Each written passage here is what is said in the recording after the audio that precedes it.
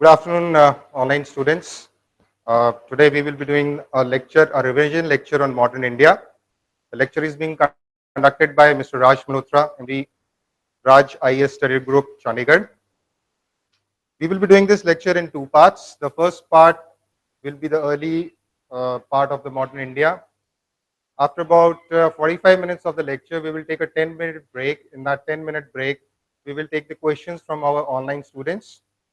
And after that, we will be doing the freedom struggle of India. And at the end of the lecture, again, we will give you a 10-minute break where you can ask us questions if you have. As for the live chat, you are most welcome to use the live chat along with the lectures. Our moderators will be answering your questions. At the end of the lectures, we will be giving two big giveaways for our online students. So stay tuned for that. Thanks for coming in for our webinar, and I'll hand over the mic to Mr. Raj Malhotra for the lecture. Now, before I start delivering my lecture, let me make something very clear. What is stress of UPSC can be understood what Mr. Manish did here. Right? Captain, jaldi modern ke spelling bhi galat likh rahe hain. This is the stress of UPSC. So you have to keep this in mind कि जल्दबाजी नहीं करनी paper में और बहुत relaxed होकर पढ़ना है, नहीं तो मॉडर्न बन जाएगा, और अगर मॉडर्न बन गया तो फिर तुम पास नहीं होने वाले, ये तो कंफर्म है. Right? So now we are going to start the journey. Before we start journey, now let us understand something very simple. History में दो बहुत बड़े मिथ हैं, उन मिथ को शैटर करके हिस्ट्री समझी जाएगी. पहला myth, dates. How many dates one need to know and remember. UPSC के 10 ईयर पेपर उठा लो और चेक करो कितनी बार डेट स्पेसिफिक क्वेश्चन आया है. आई सपोज अगर तुम पिछले 10 सालों में देखो कि 150 क्वेश्चन आए हैं, not more than 5% of the total will be on date specific issues. और वो जो 5% क्वेश्चन डेट पे आए हैं वो बहुत पर्टिकुलर स्पेसिफिक इवेंट्स होंगे जो तुम्हें by default most of them याद ही होंगे. जैसे let's suppose quit India movement 8 अगस्त 1942, कुछ इस तरह की स्पेसिफिक डेट्स. बहुत ज्यादा इंट्रिकेटली हमें डेट्स के अंदर नहीं घुसना और ये नहीं सोचना कि मुझे सारी डेट्स याद हो जाए, वो मुझे आज तक याद नहीं है. और बिलीव यू गाइस, मैं हिस्ट्री +1 ऑनवर्ड्स कॉन्टिन्यूसली पढ़ रहा हूँ. 10 तक तो सारी पढ़ते हैं, एंड आई स्टार्टेड माई +1 इन 1993. तब से लेकर आज तक मैं हिस्ट्री पढ़ रहा हूँ, मुझे सारी डेट्स याद नहीं, और वो कोई भी ऐसा स्टूडेंट नहीं है, टीचर नहीं, जिसको सारी डेट्स याद होगी. तो डेट्स की टेंशन इमटेरियल. दूसरा मिथ है कि प्लेथर ऑफ इंफॉर्मेशन है, इतनी ज्यादा इंफॉर्मेशन है कि मेरे को कभी याद नहीं होगी. हिस्ट्री में या यूपीएससी की तैयारी में हर हमें कुछ स्पेसिफिक फैक्ट्स को अंडरस्टैंड करना है और उसको कोरिलेट करना है. हर की सारी डिटेल्स पता हूं, ये भी जरूरी नहीं. मैं 100 क्वेश्चन अटेम्प्ट कर रहा हूं प्री में तो मुझे 100 के 100 ही आते हैं. तो अगर मुझे 100 में से 100 नहीं करने, एट मैक्स 70 to 75 करने हैं, इन दैट केस अगर हिस्ट्री के 10 क्वेश्चन आए तो मुझे 7 भी आते हैं तो बहुत है. 2 या 3 क्वेश्चन उसको आते होंगे जिसको सिर्फ और सिर्फ हिस्ट्री आती होगी. अगर वो 10 में से 10 अटेम्प्ट कर रहा है कोई भी student, even if he is the student of history optional, that means उसने जीएस को इग्नोर किया है, इसलिए उसको हिस्ट्री के सारे क्वेश्चंस आते हैं. मोर देन सफिशिएंट अगर तुम हो जाओगे. और इट इज वेरी अनफॉर्चुनेट कि तुम्हें, दैट मींस तुमने अपना ऑप्शन थॉरली नहीं था, तुमने सिर्फ जीएस तैयार की थी प्री के लिए, इसलिए तुम्हें सारे क्वेश्चंस आते थे, तुम्हारा मेन नहीं होगा.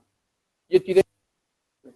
अब लास्ट, हिस्ट्री को याद करने का इजीएस्ट मेथड है अगर हम कॉज एंड इफेक्ट थ्योरी के थ्रू हिस्ट्री को याद करें. कोई भी हिस्ट्री का इवेंट आइसोलेशन में या वैक्यूम में नहीं हो सकता. फ्रीडम स्ट्रगल होना, उसका एक कॉज तो यही है कि ब्रिटिश रूल इंडिया में चल रहा था. अगर इंडिया में, if the British were not present in India, there would have been no issue, no question of the freedom struggle in India. Right? Secondly, the British rule when they were ruling India was being exploitative. क्योंकि वो exploitative है इसलिए India response दे रहा है. और India का response क्या है? We want to seek freedom from British rule. We are seeking freedom from British rule.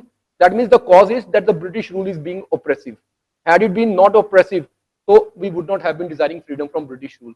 We would have been rather happy कि we are British subjects, right? Secondly, एक और चीज. Now, if moderates were sufficient, there would have been no need of extremists.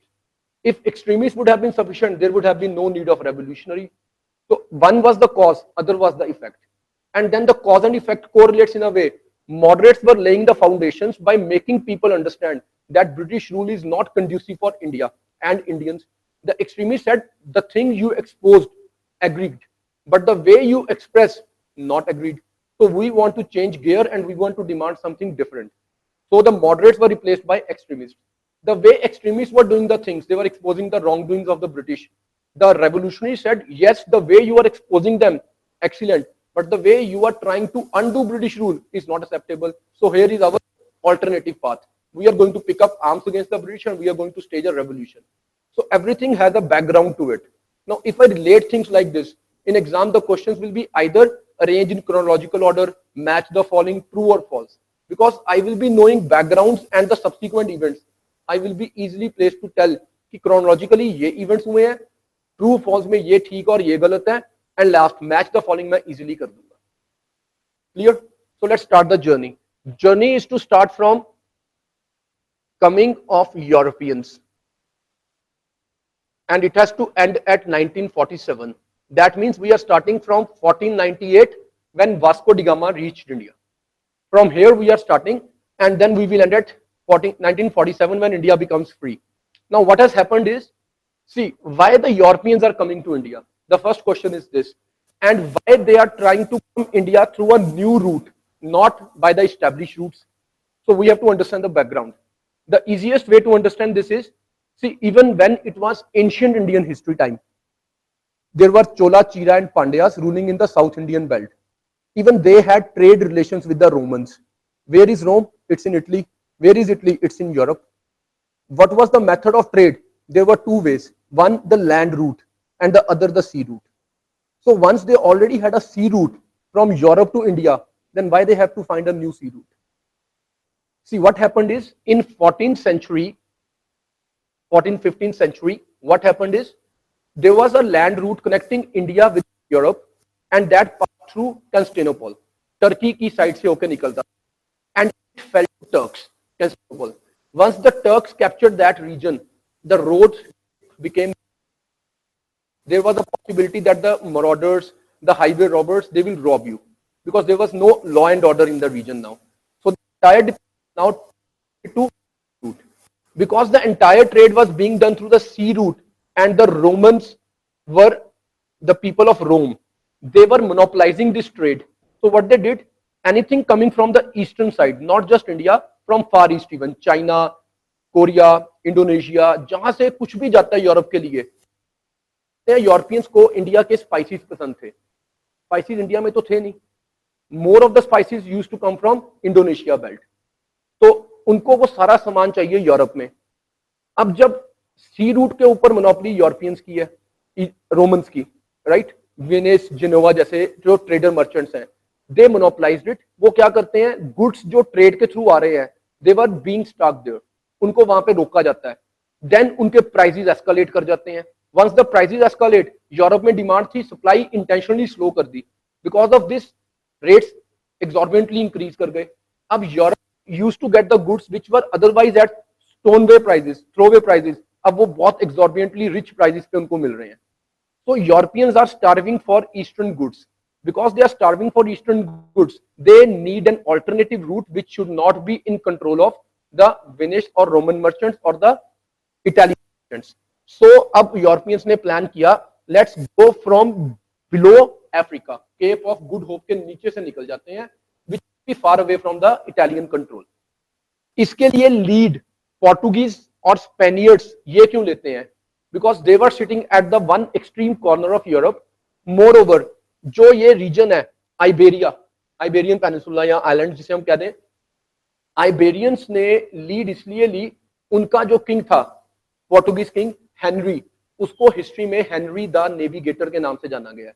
he was investing a lot of money and energy into improvement of navigation, because the Portuguese and the Spaniards, they have excelled in the art of navigation. They were the first to explore new territories. सबसे पहले स्पेनियर्ड निकले Columbus. His aim is to come to India, but accidentally he reached Caribbean towards America. And then comes Vasco da Gama. Vasco da Gama intentionally is coming to India and he reaches India. Now, where did he land? It was not simply an accident that he reached Calicut. It was planned. Now, why it was planned? एक Hindu king Zamorin was ruling north India में। उस time पर दिल्ली सल्तनत है, 1498 दिल्ली सल्तनत का time है। दिल्ली सल्तनत कौन है? Turks, Muslims. कंस्टेंटिनोपल पे किसका कंट्रोल? Turks, Muslims. अगर वो मुस्लिम मुस्लिम आपस में मिलते हैं, they will not allow people to come through alternative routes. They will always want to come through routes, but they are very dangerous. So if I go to any of the North Indian side, there is a possibility Muslims will not entertain me properly. So I intentionally come to a state where a Hindu king is ruling, and that Hindu king will accept me with an open arms because he has no other alternative. North India से भी उसको पूरी support नहीं मिल रही. So he offers European a welcome treatment. Now Vasco da Gama reaches India. First जो उसका expedition हुआ, जो वो इंडिया से गुड्स प्रोक्योर कर पाया, वो लेके वो वापस यूरोप गया। 3 fold, 10 fold, 15 fold जैसे उसको प्रॉफिट्स हो गए। तो यूरोपियंस को एक बात समझ आ गई, even if it is very dangerous journey, very long journey, very arduous journey and very expensive journey, but the rewards that we are going to gain out of it are worth the risk. क्योंकि अगर मैं India से 1 रुपए का सामान लाके यहाँ 15 में बेच सकता हूँ, then why shouldn't I take the larger fleets with me? 25, 30, 50 ship साथ लेके जाऊं, भर भर के लाऊं और यहाँ पे यूरोप में सामान बेचूं और 15 टाइम्स प्रॉफिट मिलता है, तो क्या नुकसान है? अगले ही साल कैब्रेल आ जाता है, फिर वास्को डी गामा वापिस आता है। When they are coming back, within this time now another international development has happened. Spanish और पोर्टुगीज वर्ल्ड के और इनकी आपस में एनिमोसिटी होती जा रही है, और इन द मीनवाइल कुछ और यूरोपियंस की भी डिजायर बन चुकी है कि हम भी में पार्टिसिपेट करें, out of which we can also earn a lot of profit. So now the Portuguese intend to carve out a political ambition in India so that nobody can challenge them. Moreover, let it be the Portuguese or the French or the British, why they always wanted political control in India? That's very simple. If as a merchant I come to India and you have your own political setup, there is always a possibility, and that is the way.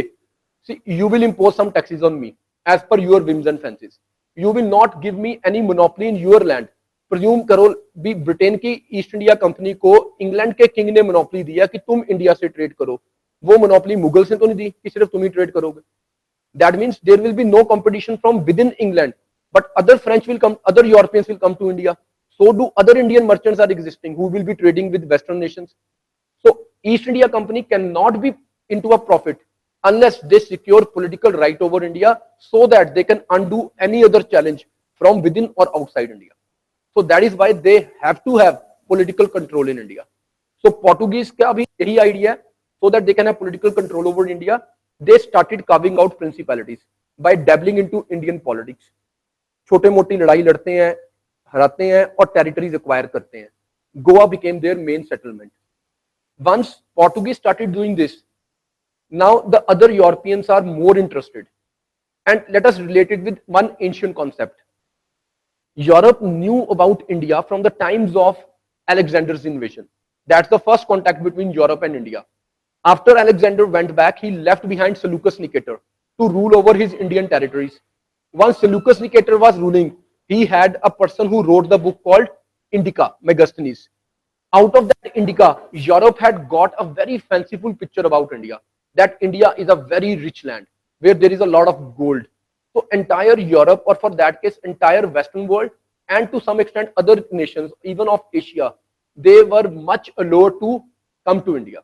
That is why Marco Polo या किसी का भी नाम लो ancient times में, जो भी उठता है, he intends to come to India because India was having a mesmerizing impact on the minds of people outside, that this is very rich land, we must go there, there is a lot of fortune to be made in India, so everybody is trying to come to India. The Portuguese came, they made a huge profit out of Indian trades. Now other Europeans are falling into the same line, that we will go to India and we will have tremendous trade. So Portuguese were followed by Dutch, Danes, British and French. the 4 other Europeans who mainly came to India. Out of all these, the Dutch, they very early understood that instead of India, better prospects are there in Indonesia. So the British and the French initially fought, and then they decided, instead of fighting for the same territory, let us divide the regions. The Indonesia was given to the Dutch, and the British settled in India. So the Dutch challenge was over by this compromise, that Dutch will follow their routes only to Indonesia and British company in India. Danes, they tried to continue in India, but the Danish people, they became more interested rather than trade into proselytization. That means Christianity में लोगों को convert करना. Danish लोगों का एक fact note करो, बहुत important है. Danish की main settlement in India, can anybody tell? What was the main settlement of Danish in India? It was Serampur in Bengal.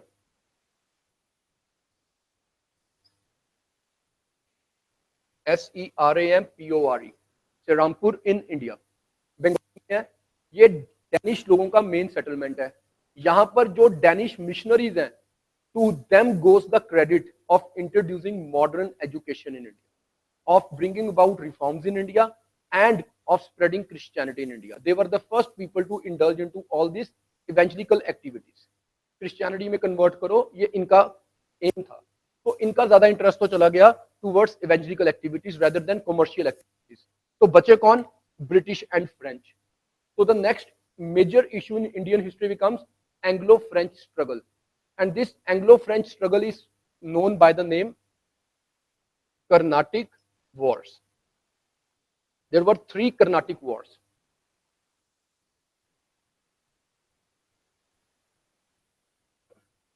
The 3 Carnatic Wars were between the British and the French to have political control in India. The reason behind these wars is the political ambition not of the Britons but the French. French governor tha Dupleix, and Dupleix intended to have more political say in Indian politics. The simple reason is, if in one particular province there is a person who is a governor or a nawab who is a French supported person, so he will give more advantage and benefit to the French authorities in India at the cost of British authorities. So it was the brainchild of Dupleix. What he wanted is maximum provinces in India should have a ruler who should be supported by the French. If a French supported governor or a ruler is there, he will always give maximum benefits to the French. Now when my competitor, my means British competitor, the French, are dabbling into Indian politics, British cannot keep mum. If we will not now interfere into Indian politics, there is a possibility that sooner or later we will be wiped out of India. Nobody will support the British cause. So because the French initiated, English had to interfere into Indian politics.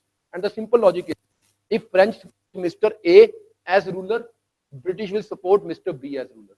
Whosoever will win, his puppet will become the ruler of the Indian province, and whose puppet will be ruler will have the say in Indian politics. That was the reason behind Carnatic Wars. Another reason behind the Carnatic Wars, the British and the French, they are the competing nations. They are not competing just in Europe or India. They were even competing against each other in America. America में भी French और British के बीच में लड़ाई चली है. So now because they are fighting everywhere, the issue is when they were fighting in Europe, there was 7 years war in Europe, Austrian War of Succession. When the war started in Europe, they also started fighting in India. This was the reason behind first Carnatic War. There was nothing in India going on wrong. They just started fighting in India because they were fighting in Europe. The first war was inconclusive, but there was a little benefit to the French out of World War, first Carnatic War or the first European War, Anglo-French War. The second war, when it happened, in Europe they were silent, they were not fighting.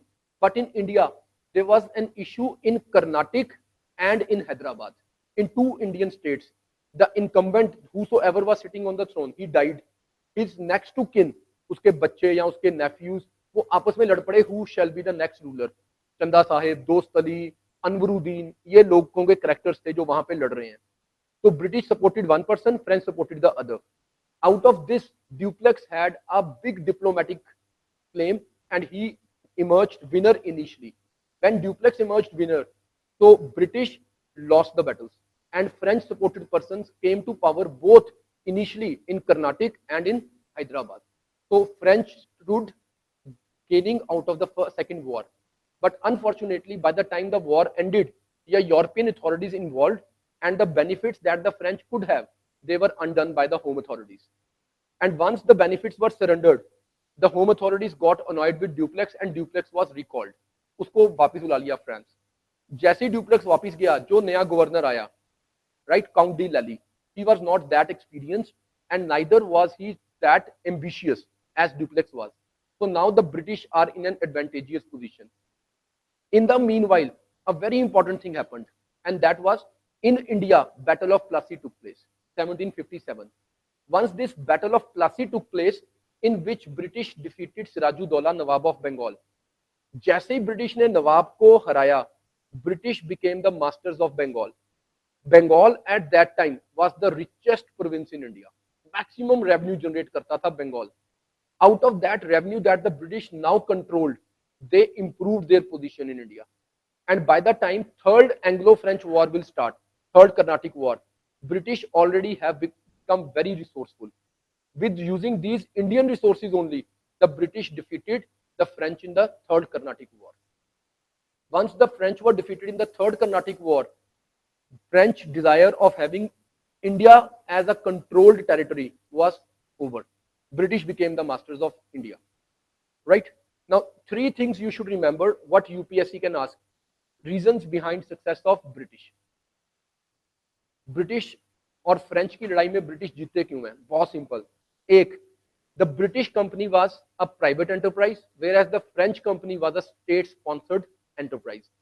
इसको start किसने किया था French company को? French company was started by Colbert. Colbert was the minister of Louis the 14th, the French monarch. तो राजा के मंत्री ने French company start की है, because it was started by state authorities. So that's simple. Private company के decisions will be taken quickly, whereas in the official company there will be a lot of red tape involved. There will be delay in decision making. So every decision that the French had to take, they had to take concurrence from the home authorities. India में कुछ भी करना है, home authority से बात करो. इतना interference हो रहा है कि ड्यूप्लेक्स को with in the events recall कर लिया गया.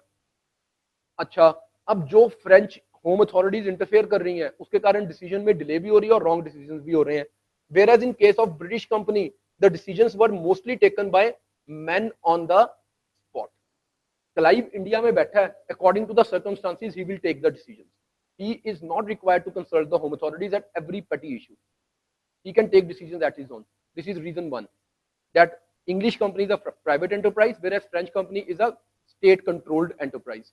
Second reason, which is again very important.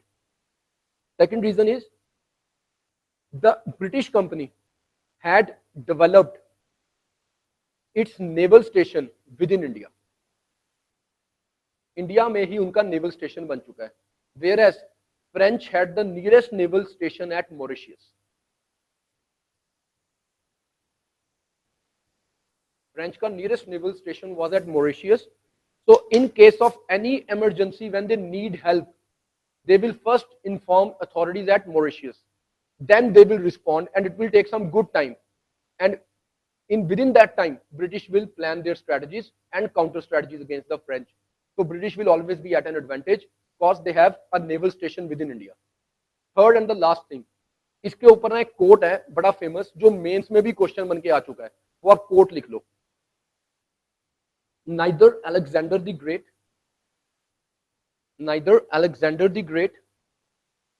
nor Napoleon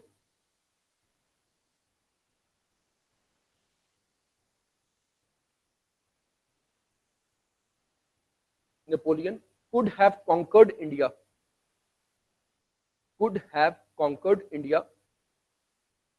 if they had started from south.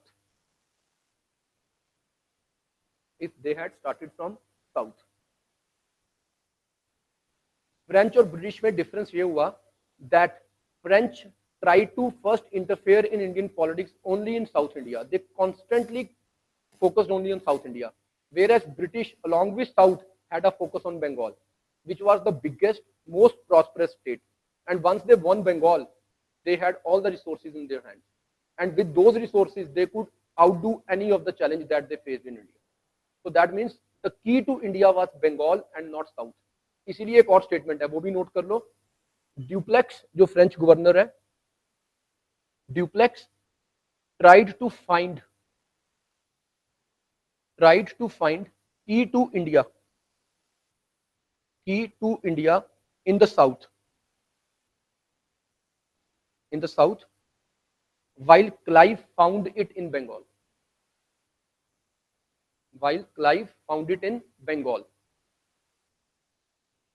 Because they had the rich province at their hands, so they could now do anything in India and they could win India here on. So this is how the French challenge was undone. अब प्रियो या main दो, दोनों में ये question आ सकता है that what were the causes behind British success और French failure. तो तुम्हारे पास प्री का भी आंसर है, मेंस का भी आंसर है. इसके बाद नेक्स्ट इशू बनता है, अब ब्रिटिश ने फ्रेंच को आउटडू कर दिया. अब ब्रिटिश स्टार्ट करते हैं British conquest of India. British conquest of India. It's such a marvel of an enterprise on part of the British that what they achieved in less than a century is unbelievable.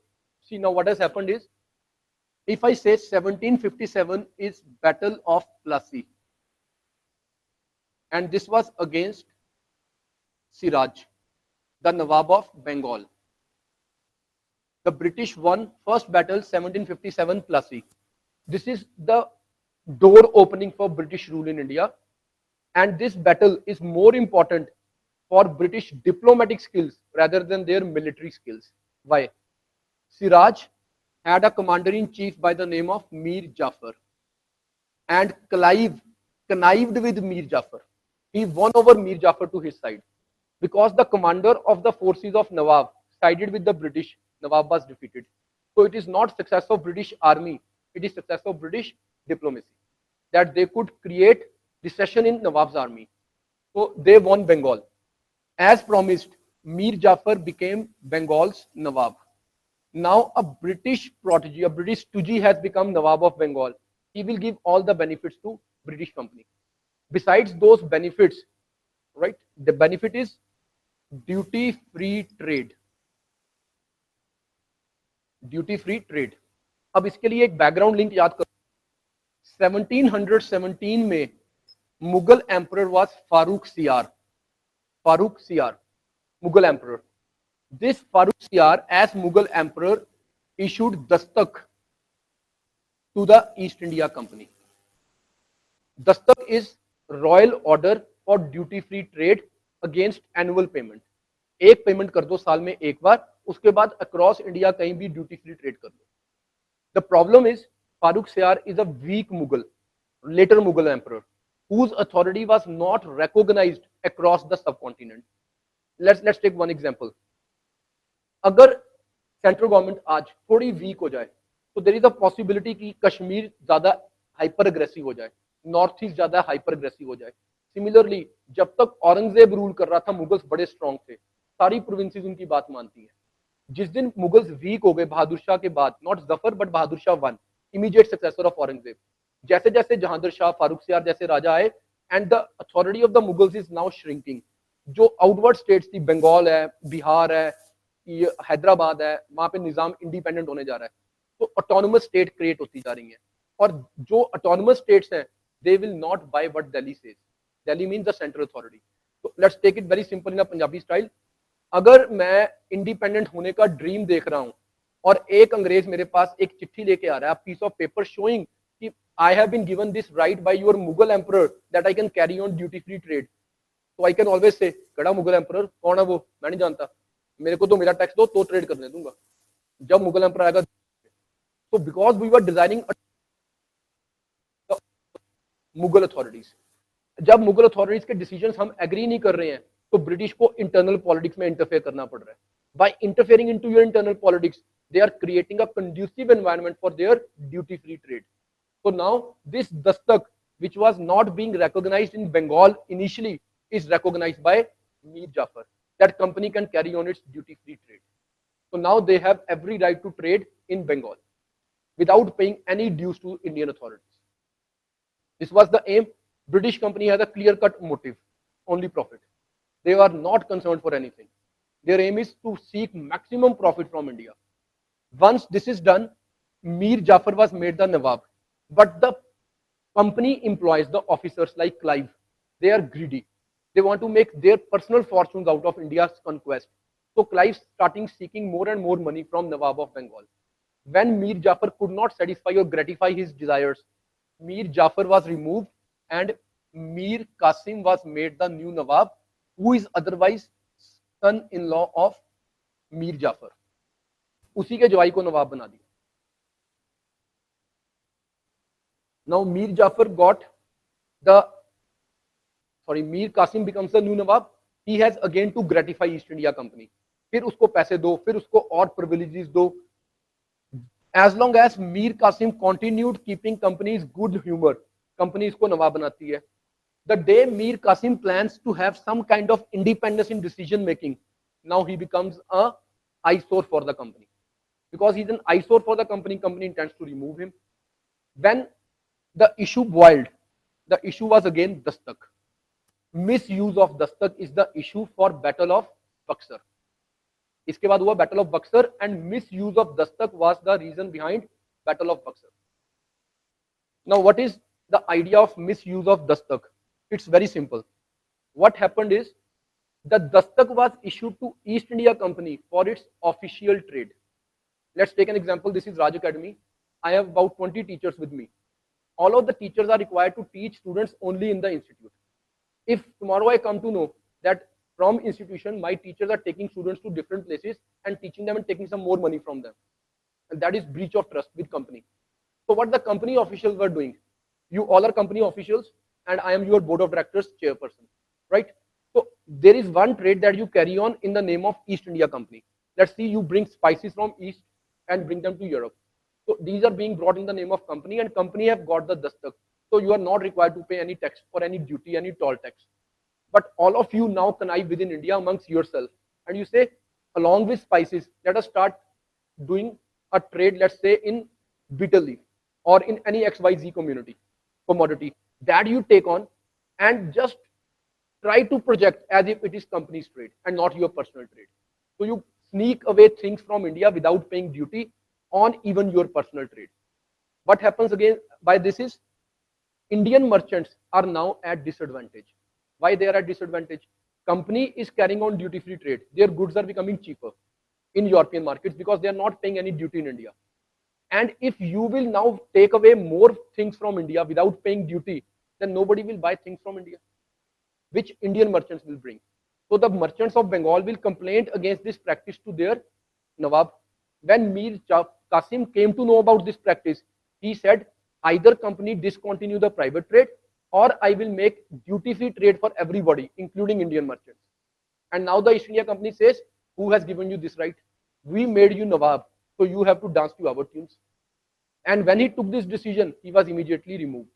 And again, Mir Jafar was made the Nawab. Once Mir Qasim was removed, now he want to revenge. He want to take revenge for this. When he wanted to avenge this, he joined hand with two more people. In the Battle of Buxar, which happened in 1764, three people joined hands against Britons. Who were these three people?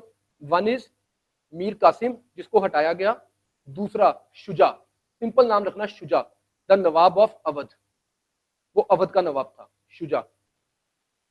और जो शुजा था ना, उस time पर ये Mughal emperor का वजीर था. He was the prime minister of Mughal emperor. तो आजकल मुगल एम्परर जो है वो बहुत वीक है, ज्यादातर पावर उसके वजीर के हाथ में है. तो मुगल एम्परर उसके पास आके बैठा हुआ है. इंस्टेड कि ये दिल्ली जाके बैठे, Mughal emperor of that time was sitting in Awadh and the Mughal emperor was Shah Alam second, Shah Alam two. तो इन तीन लोगों ने they joined hands to fight against the British and result was Battle of Buxar 1764. British defeated the combined forces of three Indian princes. The most important thing that you have to understand here, 1764, Mughal Emperor of India is defeated by the British forces. But Mughal rule will continue up to 1857. Bahadur Shah Zafar will rule. Why so? The Mughals stood defeated in 1764 itself. Then why the Mughal rule is continuing? Can anybody explain that?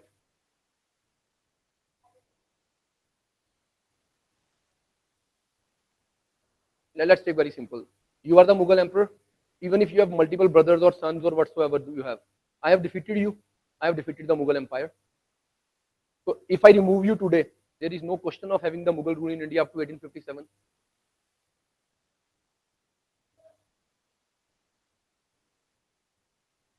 Why did he accept that? See, I tell you something. I am the British, she is the Mughal emperor, and you are all the autonomous princes of India. कोई तुम में से बंगाल पे rule कर रहा है, कोई अवध पे रूल कर रहा है, कोई तुम में से हैदराबाद में रूल कर रहा है, राइट? मैसूर में हैदर अली टीपू सुल्तान है, मराठा अलग है, पंजाब में महाराजा रंजीत सिंह की एम्पायर अलग से है. अगर मैंने आज मुगल एम्परर को हराकर and I remove him from the position and say I will rule India, you all will join hands to fight against me. Why should I expose myself that I want to rule India? I just made a compromise that Mughal emperor will continue to rule on behalf of East India Company. He will act as a puppet. Decisions will be made by me, only communicated by him. So that other Indian princes must not understand that British mean India's conquest. Let them live in an illusion. By the time we will defeat the last of the Indian emperor, ruler, whosoever has an autonomous status, we are not going to expose ourselves. See, the moment they won Punjab at the time of Dalhousie, immediately thereafter they announced that British rule will now take over and Mughal rule will end. So they were waiting to defeat every Indian ruler independently so that you should not join hands against the British interest in. That was very smart plan. This is called the rule from behind the smoke screen. They started ruling India, but not from the forefront. From behind the curtains, they were ruling India. So Indian rulers were not aware that what is happening in India. They thought that British are not only the merchants. Only when we enter your territories, we defeat you, then all of a sudden you realize that they were to the conquerors and not the merchants. That was the smart British strategy. So Bengal is at British hands now. After defeating Indians in the Battle of Buxar, they signed Treaty of Allahabad in 1765. Treaty of Allahabad was signed in 1765. Now, when this treaty was signed, it was signed with Mughal Emperor Shah Alam II.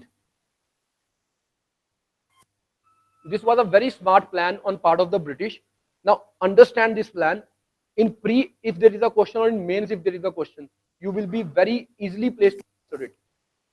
Now, there is a time from 1740 to 1764. This is the time when company started fighting against the French. First Carnatic War 1740 में start हो रही है.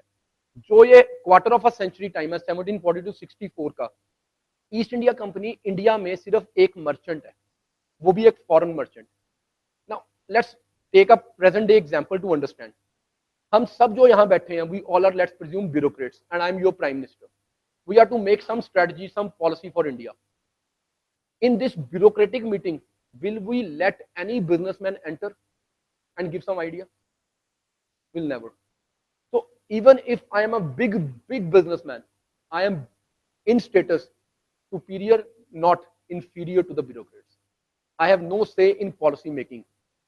East India Company finds itself in such a position. Now the company is having an aim that let's have a status of equality in India. Out of this desire of status of equality, company dabbled into Indian politics. And today, after defeating the Mughal emperor, they signed a treaty. And out of this treaty, they secured for company Diwani rights. Diwani rights Bengal, Bihar and Odisha. Bengal, Bihar, Odisha. Diwani rights. During the Mughal rule, there was a practice, जैसे आज हर district level के ऊपर present times में district में एक SSP और एक DC है. एसएसपी क्रिमिनल एडमिनिस्ट्रेशन के लिए और डीसी रेवेन्यू एडमिनिस्ट्रेशन के लिए. वैसे ही मुगल टाइम पर हर प्रोविंस में there was a nizam and a diwan. दीवान रेवेन्यू कलेक्ट करता था, दीवान साहब. निजाम लॉ एंड ऑर्डर मेंटेन करता था. हर स्टेट में एक दीवान, एक निजाम होता था. आज ईस्ट इंडिया कंपनी ने खुद को बंगाल, बिहार और उड़ीसा का दीवान अपॉइंट करवा लिया from Mughal authority. From today onward, the East India Company is one amongst you bureaucrats. Whenever there will be a meeting, they will come with the status of equality. कि जितने तुम दीवान नवाब हो उतने आज से हम भी हो गए. Now they have bona fide right to interfere in Indian politics. They can talk about politics in India. They can interfere in every administrative decision. From where on, they will start gaining stature in India. So the first step is done for the British. Now, once they have gained this, their long-term gain, Bengal, Bihar, Odisha, I am the Diwan. I have to collect the revenue out of Bengal, Bihar, and Odisha. How this revenue is to be collected will be my prerogative. I will decide that how I have to collect revenue from these provinces.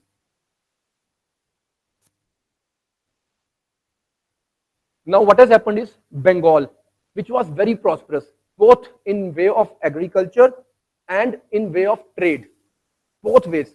As Bhushan has just asked us, that what was the economic status of India till Plassey?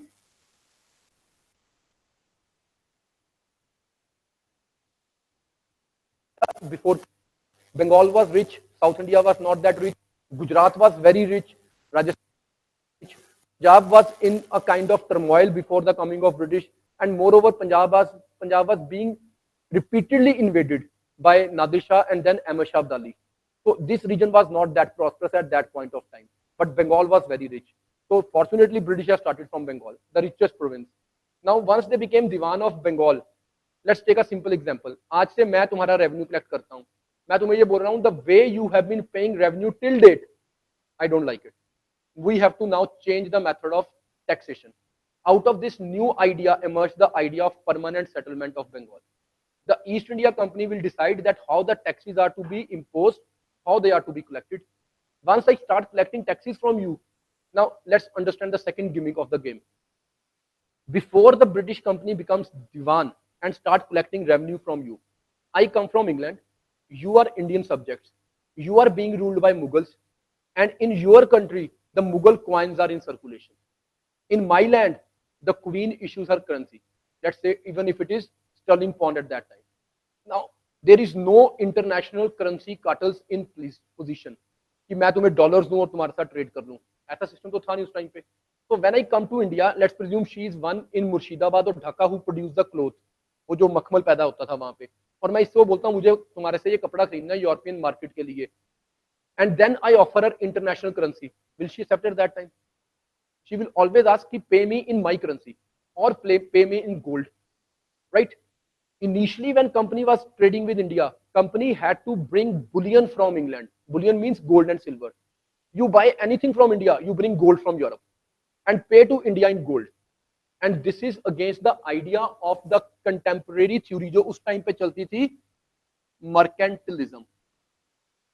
Mercantilism says that the bullion should be saved. Gold and silver accumulate करना है, अगर किसी और के पास भी है वो भी अपने पास लेके आओ. एंड अभी तो ईस्ट इंडिया कंपनी को बुलियन इंडिया को देना पड़ रहा है इंडिया से ट्रेड करने के लिए. तो ऐसा कर ले कि तुम्हारे देश में टैक्सेशन मैं अपने कंट्रोल में कर लेता हूं. Once I control your taxation, what will be the impact? अब मैं तुमसे कपड़ा खरीदूंगा, तुमने मुझे टैक्स पे किया अपनी करेंसी में, I will pay you back in your currency and buy cloth or any commodity from you. But what is the long term impact? Unilateral trade start हो गया. What is unilateral trade? I buy things from India for which I will not bring anything from England. वहां से तो कुछ आया नहीं India आज के बाद. तुम्ही ने मुझे टैक्स दिए, वही मैंने तुम्हें वापस दिए, तुमसे सामान खरीद लिया. The drain of wealth started. Things will go out of India, but nothing will come back in India. That is why India will become poor. So from this day onward, the indent of poverty will start increasing in India day by day. Before this, India was prosperous, but now India's prosperity will be a foregone conclusion. It will be now a foregone conclusion कि India poor होगा ही होगा, क्योंकि unilateral trade start हो गया. तुम्हारा सामान हम खरीदते हैं, तुम्हें वापस कुछ देते ही नहीं है. तुमसे टैक्स लिया, तुम्हें वापस किया, तुमसे ही सामान लिया और वो यूरोप जाके मैनीफोल्ड रेट ऑफ प्रॉफिट पे सेल कर दिया. This is how the company grew in stature. आज कंपनी ने ये काम कर लिया. दूसरी चीज, अब लिंक्स याद रखना जो मैं बता रहा हूं. This is how you have to link the things.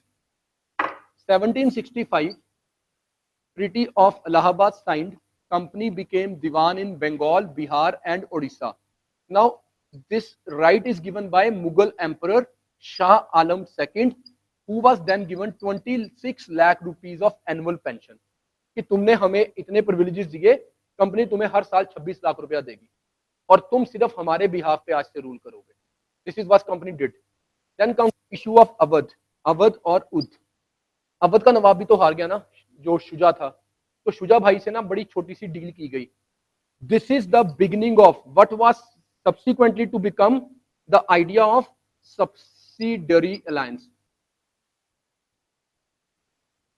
subsidiary alliance. The first British experiment of subsidiary alliance was made in Awadh, not by Wellesley, who is known for this subsidiary alliance, but by Clive. Clive ने बक्सर के बाद immediately आ गया वापस, ही came back, और उसने आके अवध के नवाब से एक डील की। उसने ये बोला, ये है बंगाल, बिहार और उड़ीसा की टेरिटरी, अब ये ब्रिटिश की टेरिटरी है बिकॉज हम यहाँ के दीवान बन गए। There are Marathas from whom we have fear that they can come and attack our territories. Then there are Afghans like Ahmad Shah Abdali who can come and attack our territories. क्योंकि अवध का नवाब जो हारा है, he has been exposed, he is very weak. So I am telling him a simple fact. भाई साहब, you are too weak to protect yourself. Let us help you by stationing our forces on your frontiers. If we station our forces on your frontier, we will protect you against Marathas and Afghans, and at the same time, nobody will enter our territory directly. But because we are stationing these forces on your frontier to protect you, you have to bear the expenses of the forces so stationed. पैसा तुम दोगे, फौज हम बनाएंगे, तुम्हारे border पे लगाएंगे, and nobody can enter your territory by way of which our territories will be protected.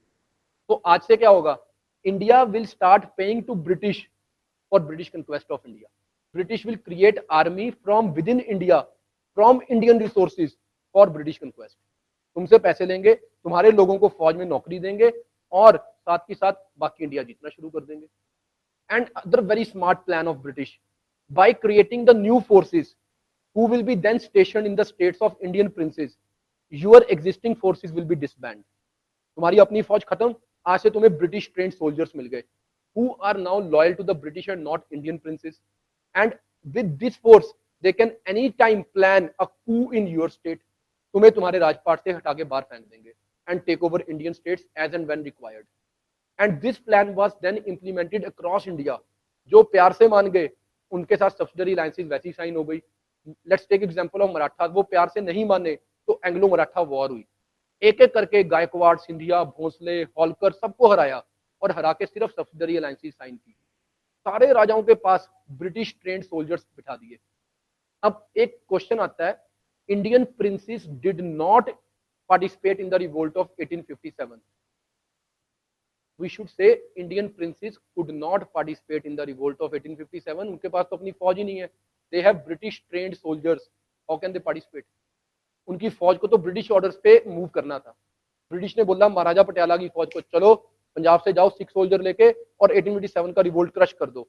They came and crushed it. So it is not Maharaja Patiala who is at fault. It is the circumstances which did not let Maharaja participate in the revolt of 1857. Even though Indian princes wanted to participate, they could not plan even. So this is a far-sighted planning of the British.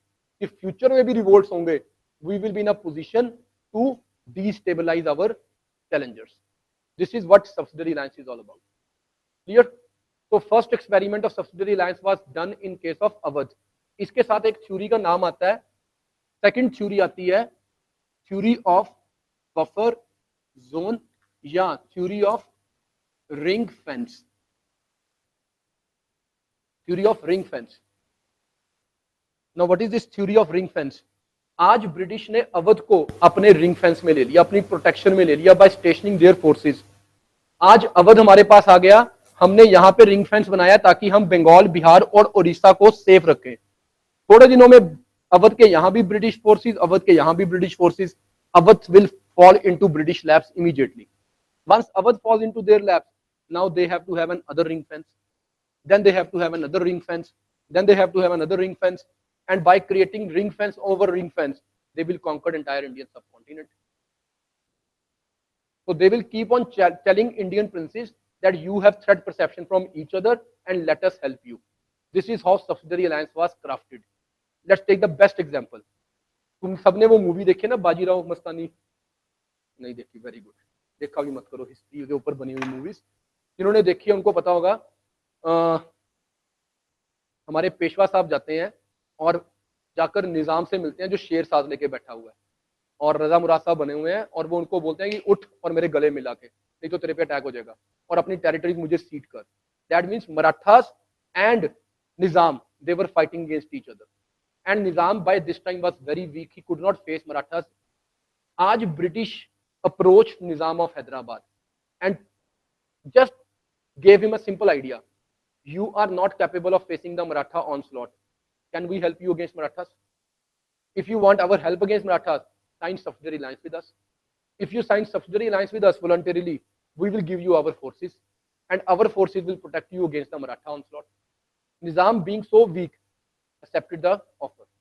So the first Indian Nawab to agree to British offer voluntarily is Nizam of Hyderabad. The first state where it was intentionally played was Awadh, but the state where it happened voluntarily is Hyderabad. So दो question हो गए pre में different. Awadh is the example where it was experimented, and Hyderabad is the example where it was implemented. Clear? And this happened in 1798. Hyderabad में 1798 में. Now once Hyderabad agreed to this, now the British rolled out a bigger plan of subsidiary alliance. There were three conditions. Now understand three conditions and then relate it with the future course of action. Any and every Indian prince who will sign this kind of a treaty with the British subsidiary alliance, he is to undergo three things. One, you will not have your army, you will hire British army, British trained soldiers. Obviously, you will pay for it. That means now British army will increase by leaps and bounds in India. Every Indian prince will pay and British army will be created across the subcontinent. New cantonments will be established. One condition. Second, whosoever will join with us in subsidiary alliance by default will have a British resident appointed in his administration. Now what is this British resident? तुम सारे भारत के राजे हो, तुम सबके पास एक एक British officer appoint होगा जो तुम्हारे सिर्फ और सिर्फ एक्सटर्नल अफेयर्स मैनेज करे.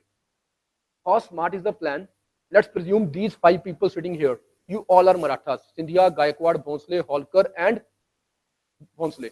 If you five are Marathas, मैंने तुम सबको एक एक करके हराया और तुम सबके साथ एक एक ब्रिटिश रेजिडेंट लगा दिया, कहकर क्या, that he will manage your external affairs. That means in future, if Scindia and Gaikwad are to interact with each other, they are not free. They will interact through a British resident. Now, if they are to interact through a British resident, let us presume a thing. Scindia wants to talk to Gaikwad. Let us unite and fight against the British. Will it ever be possible now? This is the beginning of divide and rule.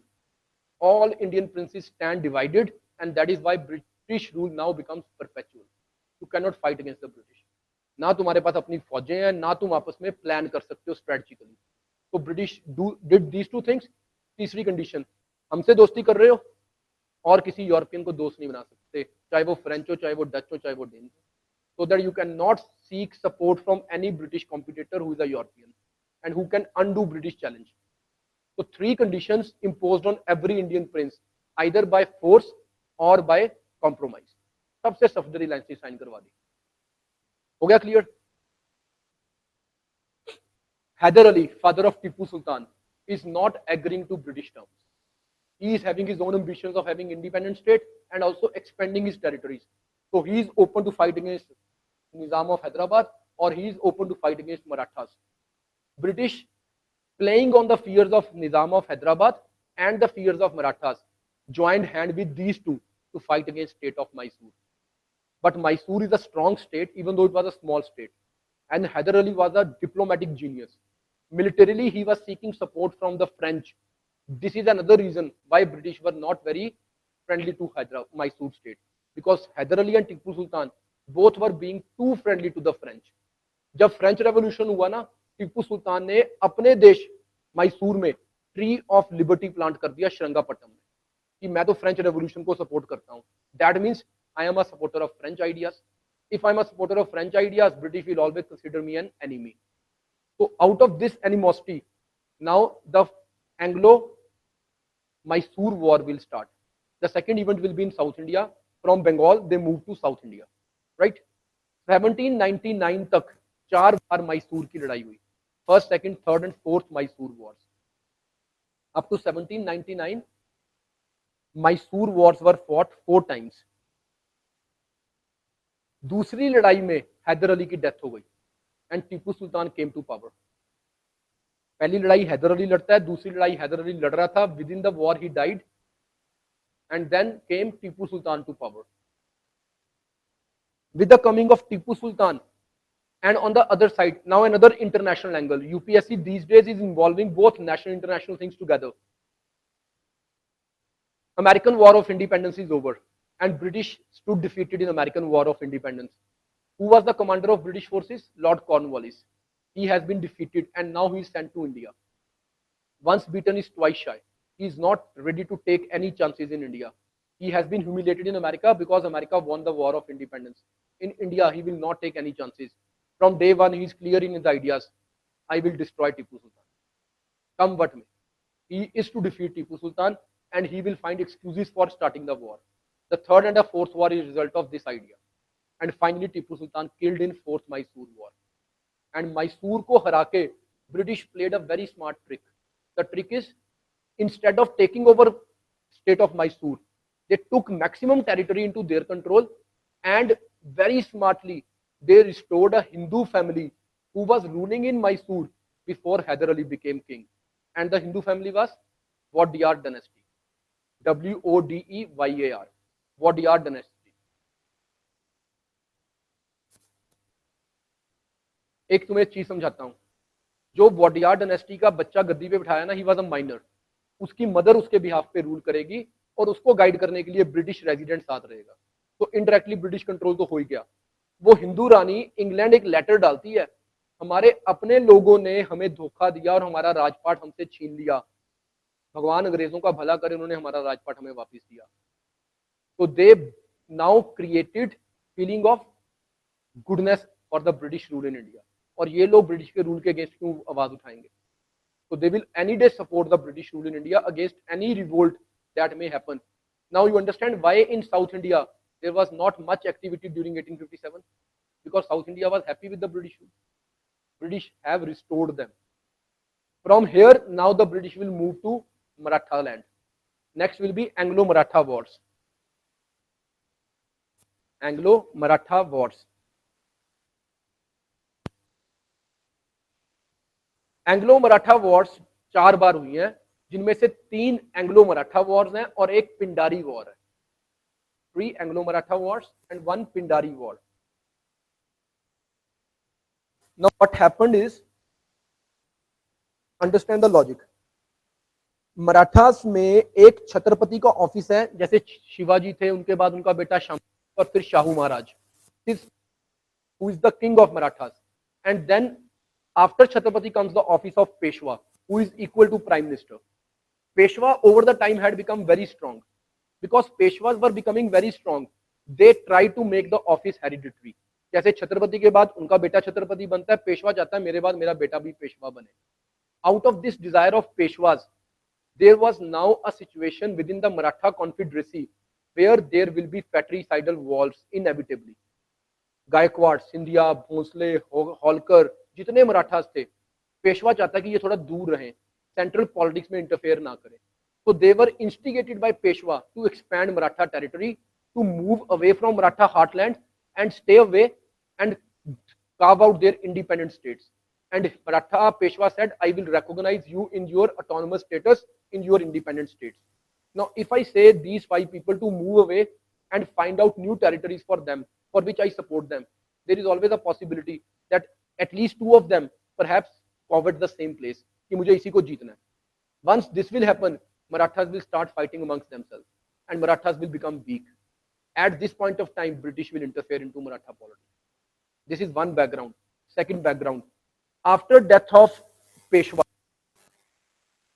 Madhav Rao, his minor son was acknowledged as Peshwa, but his brother Raghunath Rao was not very comfortable with the idea that why a minor son of my brother and not me is being made a Peshwa. He was of a doubtful character and he was believed to be involved in the murder of his family members. So the main advisor of Marathas was Nana Fadnis. Nana said a murderer cannot be a Peshwa. So Raghunath was denied the office of Peshwa. Out of this frustration, Raghunath met the British and tried to seek help from the British against his own people. What he asked British is, help me become Peshwa, and he promised, I will give you Bombay, the islands of Salsette and Basin. I will transfer this to East India Company. And company always wanted these two islands where they can make their big time harbor and port. So it was a win-win situation for the British. They started helping the cause of Raghunath Rao. Once the British started supporting Raghunath Rao, this led to First Anglo-Maratha War. This is first war when the British and Marathas fought. First Anglo-Maratha War. What happened is the British fought against Marathas, but at the same time they are fighting a war in Mysore. So British were involved in two battles in India. Mysore की लड़ाई चल रही है और मराठाओं की लड़ाई start हो गई. British were defeated by Marathas. They were not that strong कि वो दो लड़ाइयां एक साथ लड़ें. British were so quick to understand their limitation. They immediately signed a 20-year peace with Marathas. 20 years peace with Maratha was signed immediately after first Anglo-Maratha war. और अगले 20 साल में उन्होंने टीपू सुल्तान हरा दिया. टीपू सुल्तान को हरा के then they came back to fight the second Maratha war. अब उनको एक ही लड़ाई लड़नी है, इसलिए मराठा इजीली हार जाएंगे. So they immediately understood their limitation, signed 20-year peace with Marathas after first Anglo-Maratha war when they were defeated, and focused all their energies on Mysore to defeat Hyder Ali and Tipu Sultan. Clear? 20-year peace sign किया and then they came back. Now second Maratha war के लिए ना एक treaty है, उसको याद रखना, very important. Treaty of Basin. ये है 1802 में साइन हुई. और जब रघुनाथ राव के साथ ट्रीटी हुई थी, इट वाज ट्रीटी ऑफ सूरत 1775. एक ट्रीटी ऑफ सूरत और दूसरी ट्रीटी ऑफ बेसिन. इसके साथ सेकंड वॉर स्टार्ट होती है. Now what is treaty of Bassein? Peshwa Bajirao two he signed treaty of Bassein with British. Peshwa Bajirao two ने खुद ब्रिटिश के साथ एक ट्रीटी साइन की विच इज सब्सिडरी अलायंस, कि इसने अंग्रेजों से हेल्प मांग ली. Why he sought help?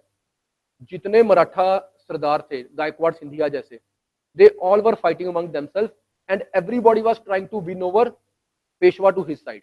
अब पेशवा किसी एक की साइड हो तो बाकी उससे नाराज होंगे. ऐसे सर्कमस्टांसिस में पेशवा और होलकर के बीच में बहुत ज्यादा मिसअंडरस्टैंडिंग हो गई.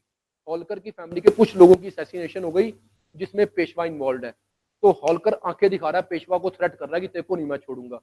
और पेशवा को लग रहा है कि होलकर से मुझे मराठा तो नहीं बचा सकते, बेटर है मैं ब्रिटिश से हेल्प मांग लूं. तो Peshwa went to British to seek their protection. The day Peshwa sought British protection, सारे मराठा हाहाकार मचा देते हैं कि ये तो नेशनल क्लैमिटी हो गई, हमारा सरदार खुद उठ के अंग्रेजों के गुलाम बनने चला गया. इन्होंने चैलेंज कर दिया ट्रीटी को. जब पेशवा के डिसीजन को बाकी मराठाओं ने चैलेंज किया, ब्रिटिश ने वॉर डिक्लेयर कर दी. क्योंकि सारे मराठा आपस में लड़े थे, nobody came together to fight the British. British ने एक एक करके सिंधिया, गायकवाड़, होलकर इनको हराया.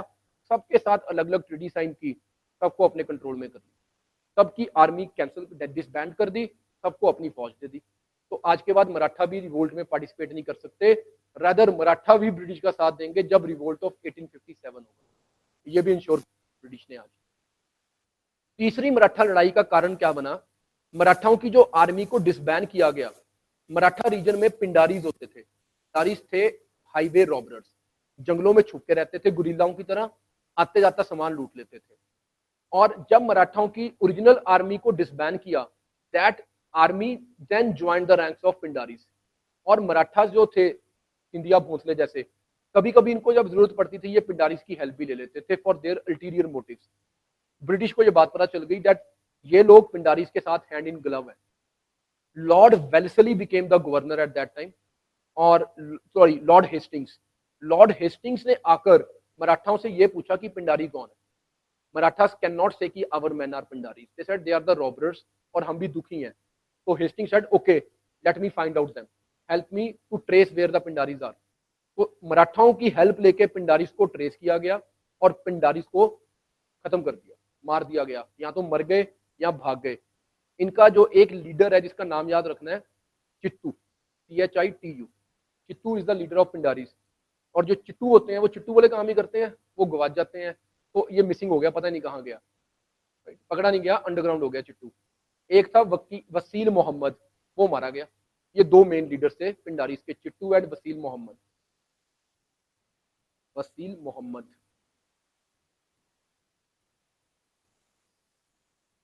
जब पिंडारीज को क्रश कर दिया गया तो पिंडारीज के अंदर से कुछ डॉक्यूमेंट्स निकल आए जिससे पता चल गया कि मराठाओं के साथ हैं। 1817 में पिंडारीज वॉर हुई, साथ ही इन्होंने थर्ड मराठा वॉर स्टार्ट कर दी, तुमने हमें डिच किया, तुमने पिंडारीज को प्रोटेक्शन दी थी, and Marathas were finally defeated. Peshwaship abolish कर दी गई और छत्रपति को पेंशन ऑफ कर दिया गया। आज से मराठाओं पे भी ब्रिटिश कंट्रोल आ गया। छत्रपति खत्म नहीं किया, उसको इंटैक्ट रखा, सिर्फ पेंशन देके बिठा दिया साइड पे।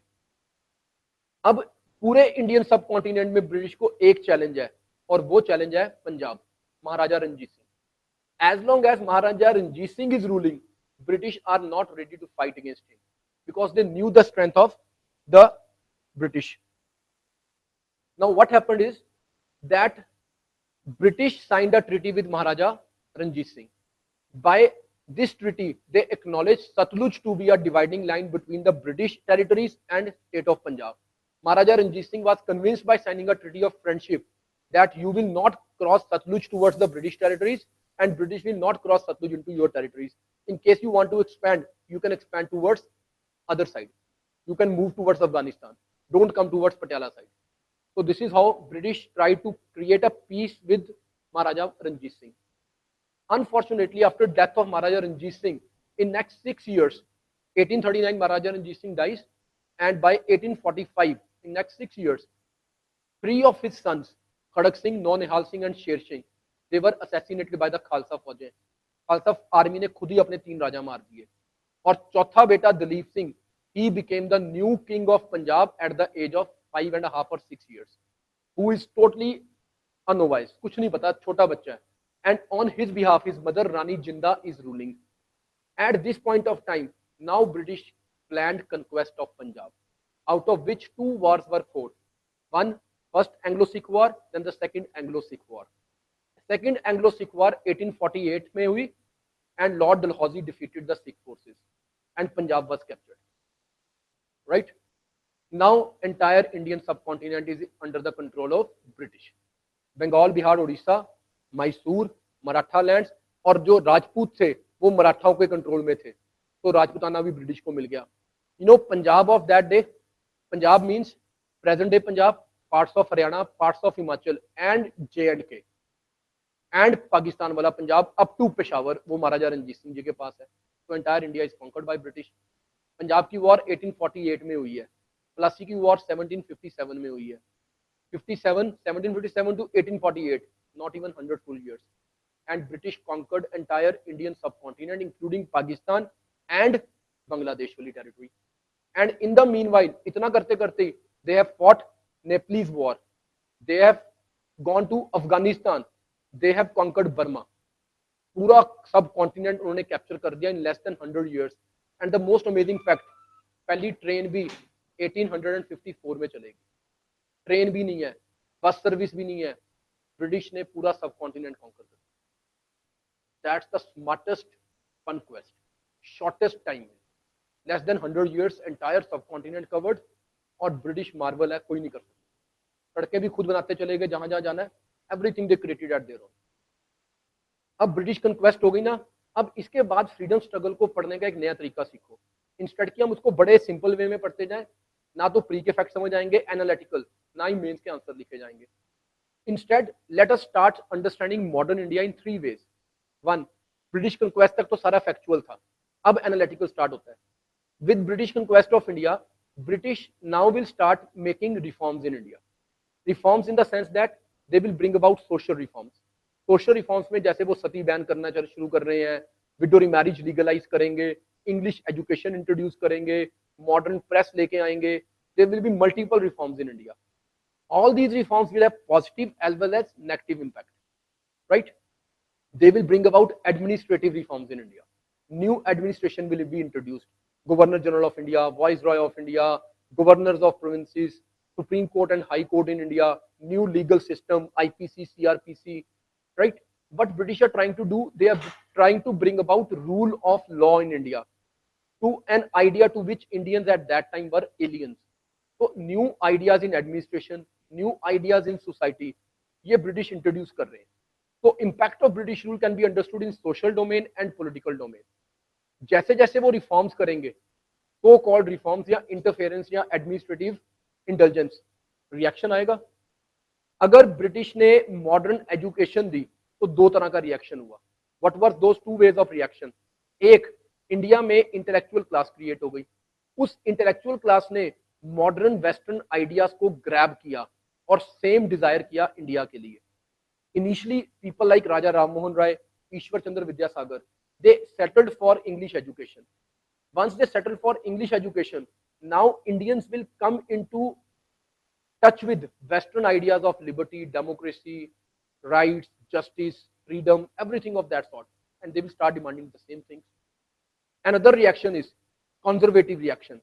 People like the founder of Dharam Sabha, Radhakant Dev, they are not comfortable that why modern ideas are being introduced in our society. Why you want to ban sati?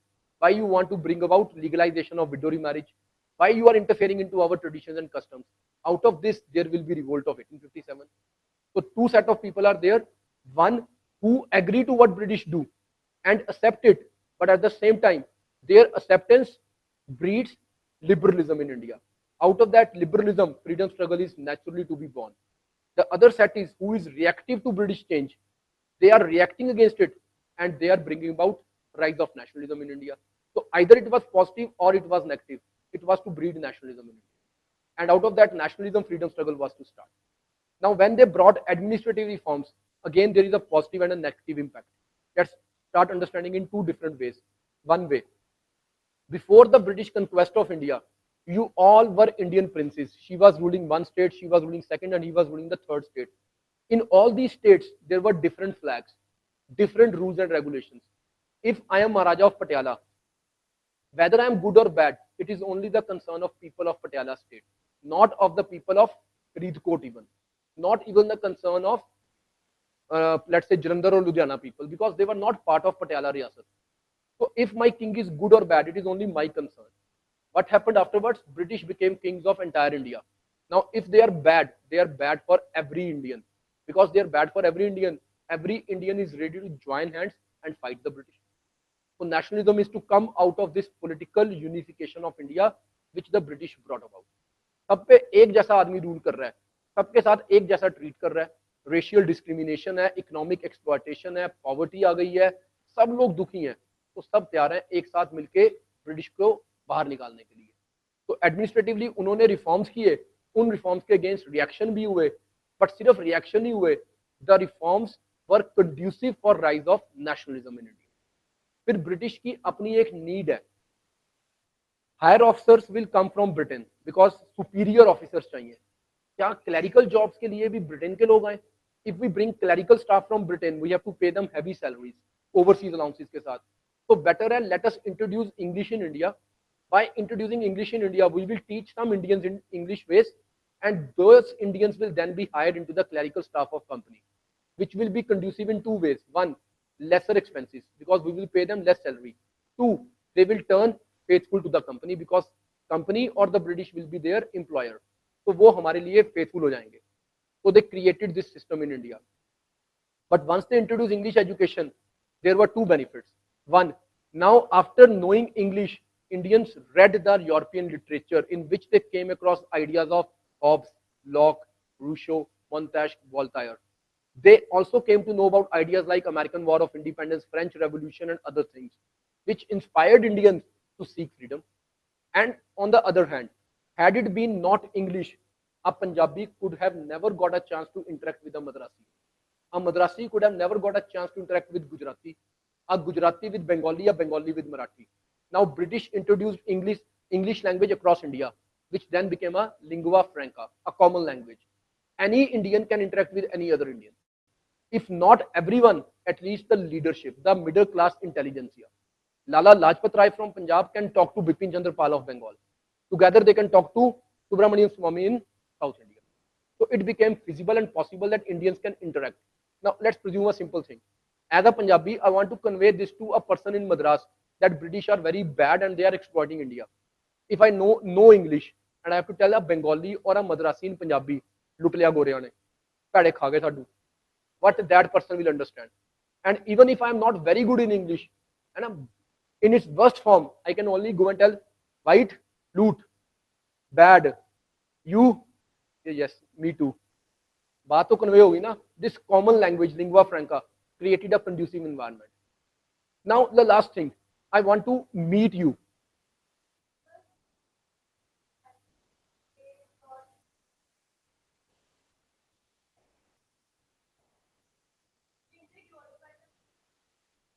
They were trying to glorify themselves. To every pro there is a con, right? Okay. Now the last issue. As a Punjabi, I want to meet her. She lives in Maharashtra, Bombay. How can I go and meet her? The British were so sweet. They introduced modern means of transportation and communication. Train भी British ने चला दी, तो journeys भी easy कर दी. So British themselves created a conducive environment for rise of nationalism. Another very important thing, British while alleging themselves कि हम बहुत superior हैं, white man race है, white man burden है, God sent us for ruling over uncivilized barbarians in India. While doing all this nonsense, they made a small mistake out of their interest. They were interested in knowing India's past. जैसे initial efforts कैसे हुई, Asiatic society of Bengal बनाई 1784 में, William Jones ने बनाई. जब Asiatic society of Bengal बनी, Indian literature की इंग्लिश ट्रांसलेशंस की गई और ब्रिटिश खुद ही कह रहे हैं वाह व्हाट अ लिटरेचर, कालिदास क्या लिखता है, राइट. तो धीरे धीरे इंडिया के पास्ट को ग्लोरीफाई किया. फिर इन्होंने अशोक के नाम को ग्लोरीफाई किया. अशोक नाम का राजा भी था और बड़ा अच्छा राजा था. अशोक के बारे में बताने से पहले ब्रिटिश कह रहे थे India is all about despotism. तुम्हारे देश में डेमोक्रेसी कभी थी नहीं, तुम्हें डेमोक्रेसी का मीनिंग ही नहीं पता, and you can not rule yourself in democratic manner. So that is why we have to rule over you in a dictatorial manner. But then they said, no, there was a king who was known for his welfare policies, Ashoka the Great. Now Indians are surprised that were we good or were we bad? What British are trying to tell us.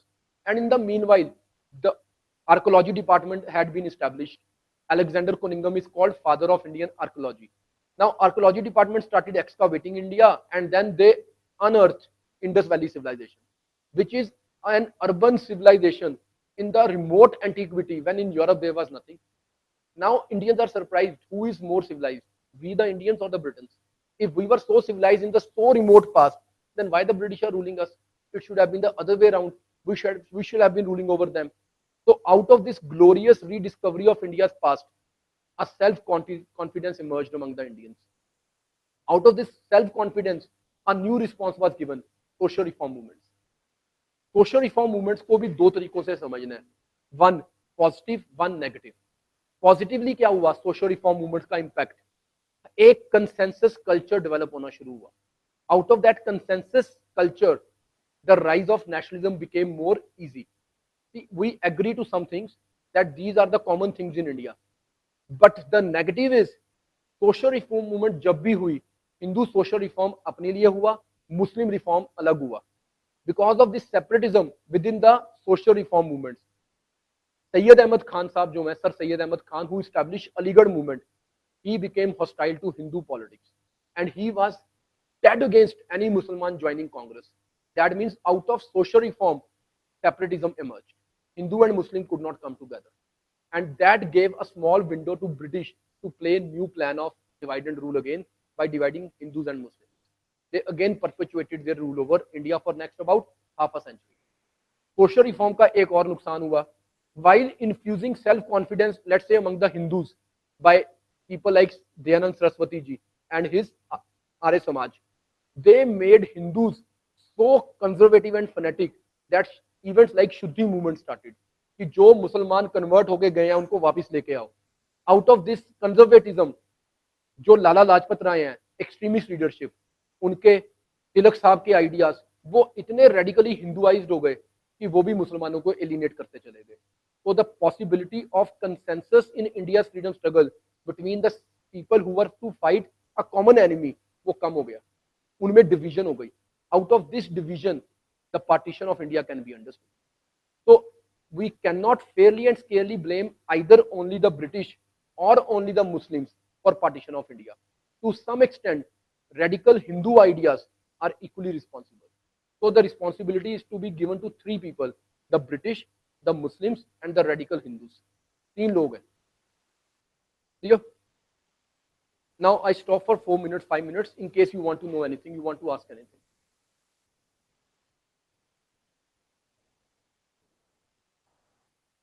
Pardon? Role of British? To some extent, yes, not too much extent.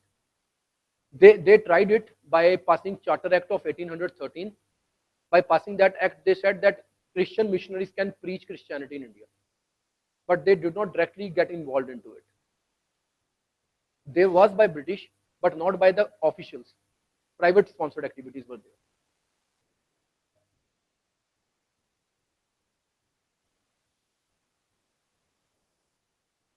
No, no, no. It is the merchants of England. They created a company for which they sought permission from British Queen Elizabeth. Or koi? Anybody from online? Nothing? Can we go? Hanji, please.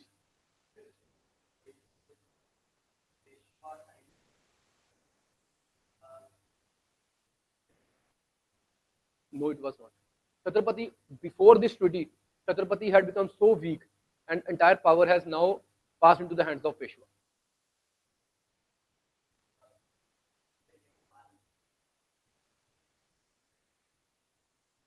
Nepal has never been under anybody's rule is true to some extent, but yes, British defeated the Nepalese. After defeating the Nepalese, some of the territories of Tarai was taken into British control. जो आज हमारा अल्मोड़ा उत्तराखंड वाली belt है वो तराई का reason जो है वो नेपलीज टेरिटरी थी that British took into India and remaining Nepal they left the same way जो अरुणाचल की टेरिटरी है it was part of Tibet after defeating Tibet Younghusband mission के बाद they took that territory into India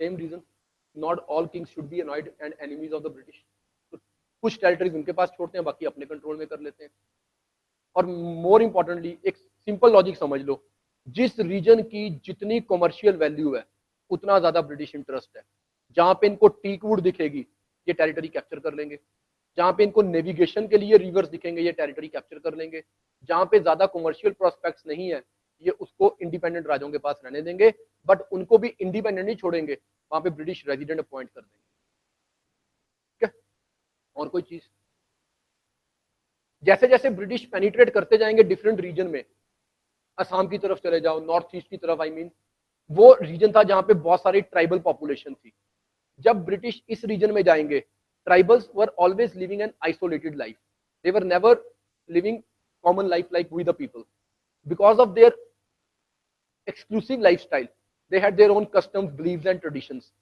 for which British were totally aliens right now let's take a small example as a tribal man I worship one tree and I can chop the other tree but British will not bother whether it is a tree that is to be worshipped or not to be chopped British will take the commercial value prima facie and then they chop the trees their interference into the tribal regions was interference not only commercial it happened to be an interference for their culture, tradition, and customs.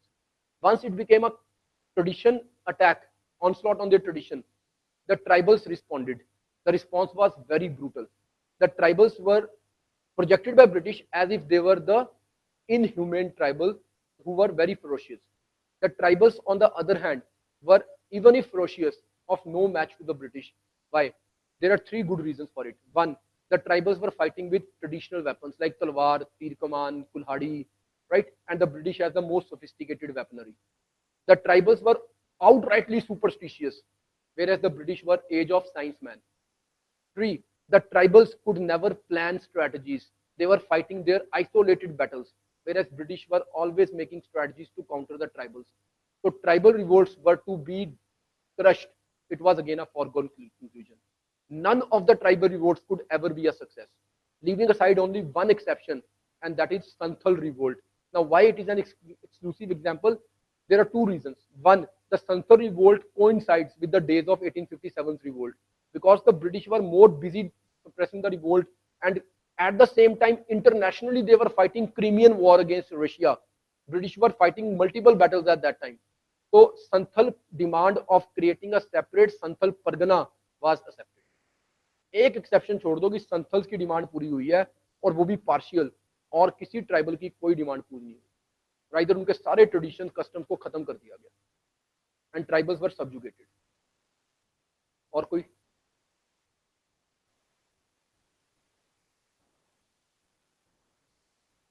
yes, they were sitting at the edge and they were the first to experiment with navigation.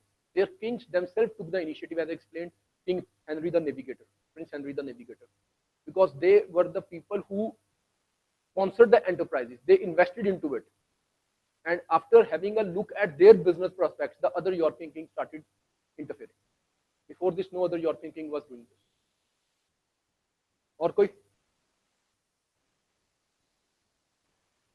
I know this was a very quick journey. We have almost reached the end of modern India.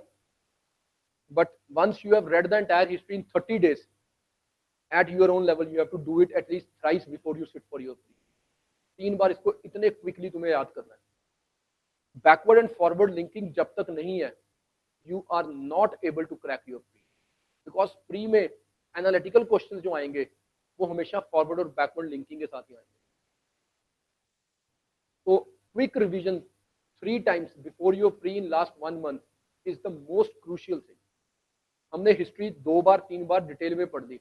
जब तक इस तरह quick revision 3 बार नहीं की, paper में question नहीं solve कर पाओगे, बिकॉज इतनी ज्यादा लिंकिंग करनी है ना forward backward, which is only possible if I read history so fast, so spontaneous. आज तो आधे लोगों को छोड़ो, मेरे ख्याल से सबके ऊपर से निकल गया होगा बहुत कुछ. सिर्फ 10% भी समझ आया होगा तो बहुत बड़ी बात है.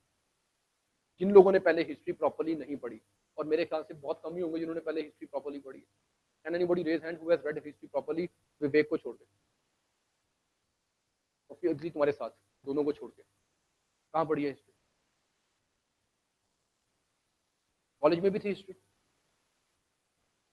गुड. और भी किसी के पास होगी हिस्ट्री कॉलेज में? तो है. स्माइल का मतलब पढ़ी नहीं है, ऐसे पास नहीं पढ़ी. तुम्हारा फाइनल ईयर है तो अभी मॉडर्न इंडिया आया नहीं होगा, फिर तो कॉलेज में क्या आ गया, अभी आना है. किसी ने एशियन डील करेंगे फास्ट पे, जो तुमने अभी पढ़ी है. और कोई?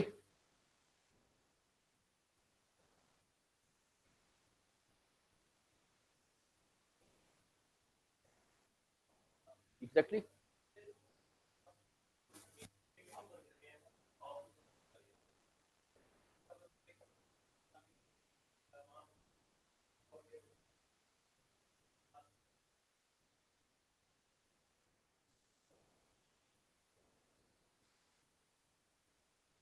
ये ब्रिटिश ने थोड़ा में सिखाया है. इसका क्वेश्चन बड़ा अच्छा है. ये कह रहा है कि जैसे ब्रिटिश ने पपेट्स इंस्टॉल किए थे, क्या India same policy Nepal, Sri Lanka इनके साथ परस्यू कर रहा है प्रेजेंट टाइम्स में?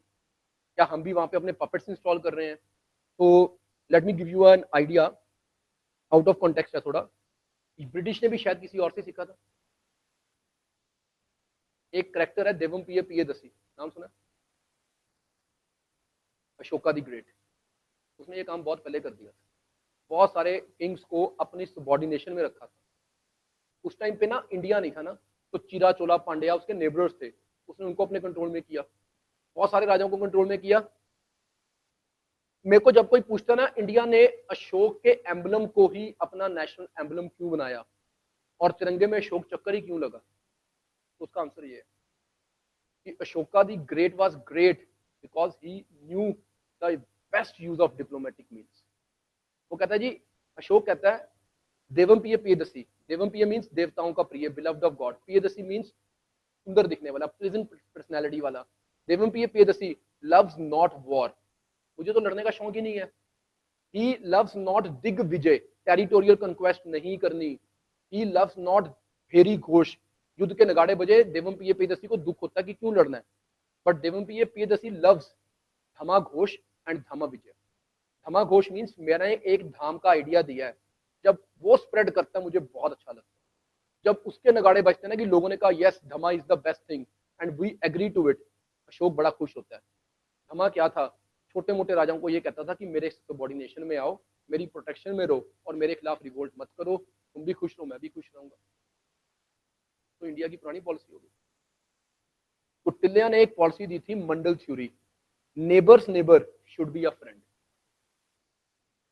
पाकिस्तान तो तुम्हारा फ्रेंड नहीं बनेगा, नेबर है. अफगानिस्तान को तो बना लो. चाइना तो नहीं बनेगा. वियतनाम, कोरिया तो बना सकते हो. जापान तो बना ही सकते हो. Because what you have asked is, do we have to read about books and their authors? See, Now the issue is we have multiple books and multiple authors. How many can you remember? Some of the very important books have been given at the end of spectrum. Spectrum ka last chapter like judicial system, press, education, they are to be mugged up. But while mugging them up, some ideas can be made where you can generate some kind of tricks. Let me give you a simple example from ancient India, then you will understand it. Buddhist 4 councils हुए हैं. पहले council के time पे king है Ajatashatru, कालशोका, Ashoka and Kanishka. एके अशोक बोलता है मैं तो जब से छोटा था मुझे मोगली देखना बड़ा अच्छा लगता था. इसके टाइम पे मोगली पुत्तिसा हेड बना. सिंपल. अशोक बोलता है मैं इतना बड़ा राजा हूं, मैं तो अपनी राजधानी से बाहर नहीं जाता, पाटलिपुत्र में आगे करना कर लो नहीं तो भाग जाओ. कनिष्क बोलता है मैं तो कश्मीर में सुंदर वादियों में बैठ के करूंगा तुम्हारे साथ, और मेरे को अशव घोष बड़ा पसंद है, मेरे को कहानियां सुनाता है. तो ये साथ में बैठ गया, बुद्धिस्ट हेड बन के. वासुमित्र उसके साथ था. इस तरह से कुछ नोमेनक्लेचर खुद डेवलप करना पड़ेगा. अगर मैं बना के भी दूंगा तो ये मेरी स्टोरीज है, मुझे याद रहती है. तो हर चीज की एक स्टोरी, हर चीज के एक्रोनिम्स बन सकते हैं, बट वो ट्राई करो खुद बना लो, क्योंकि अगर मैं बना के दूंगा तो मुझे तो याद रहेंगे, तुम भूल जाओगे. ठीक है. जैसे कि बाबर ने इंडिया में आके 4 लड़ाइयां लड़ी, 15, 26, 27, 28, 29 और 30 में उसकी डेथ हो गई. 2 बार प्री में क्वेश्चन आया कि बाबर के 4 बैटल्स को सीक्वेंस में बताओ, पहला कौन सा था, दूसरा, तीसरा, चौथा बैटल कौन सा था. मैंने उसको बड़ा आसान याद कर लिया, पानीपत, खनवा, चंदेरी, घग्गर. बाबर आया, पी के सो गया, काम खत्म हो गया. पानीपत, पानीपत, खनवा, चंदेरी, घग्गर, पी के सो गया, और फिर डेथ हो गई, डी हो गया. 26, 27, 28, 29 मुझे याद हो गया. अब तुम्हारी मर्जी है, तुम जैसे मर्जी याद करो, बट याद तो ऐसी होंगी चीजें. मगअप करना तो मुझे समझ नहीं आता. 395 आर्टिकल्स एंड 100 अमेंडमेंट्स कैसे मगअप करोगे? ज्योग्राफी के सारे फैक्ट्स कैसे मगअप करोगे? तो हर चीज के पीछे एक रैशनल लॉजिक लगता है, उससे चीजें याद होती हैं, बट वो तुम्हें खुद डेवलप करना पड़ेगा. I can only help you to some extent by giving you some more ideas, but उनकी इंप्लीमेंटेशन तो तुम ही करोगे at the end of the day. और कुछ?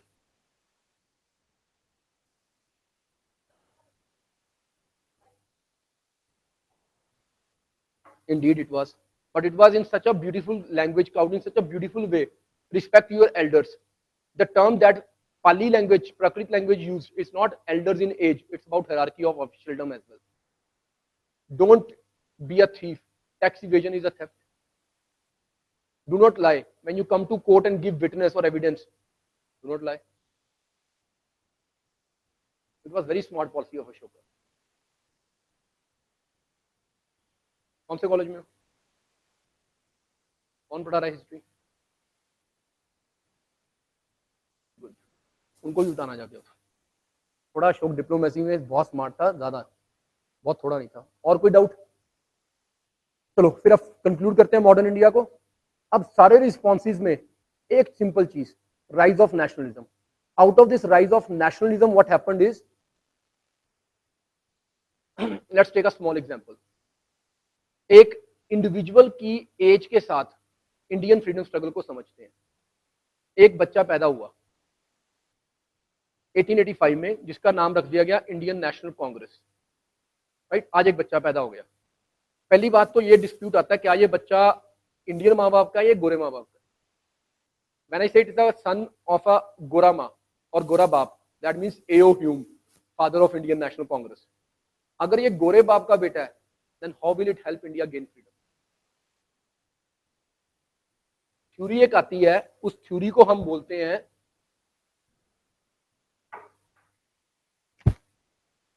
Safety valve theory. Now what the British say, ये थ्योरी के through what they want to convey is, India under British rule एक प्रेशर कुकर की तरह था. इस कुकर के ऊपर एक परमानेंट ढक्कन लगा हुआ था, बिकॉज ब्रिटिश और इंडियंस में इंटरेक्शन नहीं होता था, देयर वाज कम्युनिकेशन गैप. इसके नीचे ब्रिटिश रॉन्ग पॉलिसीज की आग लगी हुई है. इसके अंदर इंडियंस पता नहीं क्या खिचड़ी पका रहे हैं, कुछ नहीं पता, बट आग लगी है तो भाप भर रही है. क्योंकि ऊपर कोई लेड नहीं है, तो देयर इज अ पॉसिबिलिटी किसी दिन ये कुकर फट जाए. दैट मींस दोबारा 1857 जैसा रिवोल्ट हो जाए. To save British from such an episode, वो कहते हैं हमने कांग्रेस नाम की सीटी लगा दी, सेफ्टी वॉल्व लगा दिया। If there will be unrest in Indian society, Indians के उस अनरेस्ट से जब भाव ज्यादा बढ़ जाएगी, सीटी बच जाएगी। मींस कांग्रेस प्लेटफॉर्म पे आके स्लोगन लगा देगी ब्रिटिश की ये पॉलिसी गलत है, we are against it. And once we come to know कि Indians are not comfortable with our policies, we will try to mend our policy to the extent to which they will not annoy the Indians. That is why we, the British, took the initiative in creating the Congress. That is the reason why Lord Dufferin, the Governor General, इतना साना याद रखना, duffer था जिसके time पे कांग्रेस बनी। Lord Dufferin, Congress was created, and Lord Dufferin himself deputed one ICS officer, A.O. Hume, for creation of Congress. Right?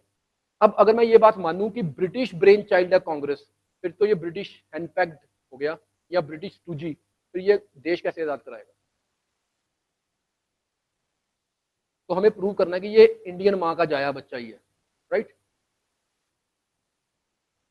कुछ भी नहीं, एनी परसेंट तो बाद में आएगी, थियोसॉफिकल सोसाइटी की मेंबर बन के, वो तो भी आई नहीं। अच्छा, अब एक तरीका और समझ लेते हैं कांग्रेस के बर्थ का। व्हाट हैपेंड इज, जब कांग्रेस का बर्थ होना है 1885 में, उससे बहुत पहले 1870s में सुरेंद्र नाथ बनर्जी ने इंडियन एसोसिएशन फॉर्म कर दी। सुरेंद्र नाथ बनर्जी एक आईसीएस ऑफिसर है जिसने सर्विस ज्वाइन नहीं की।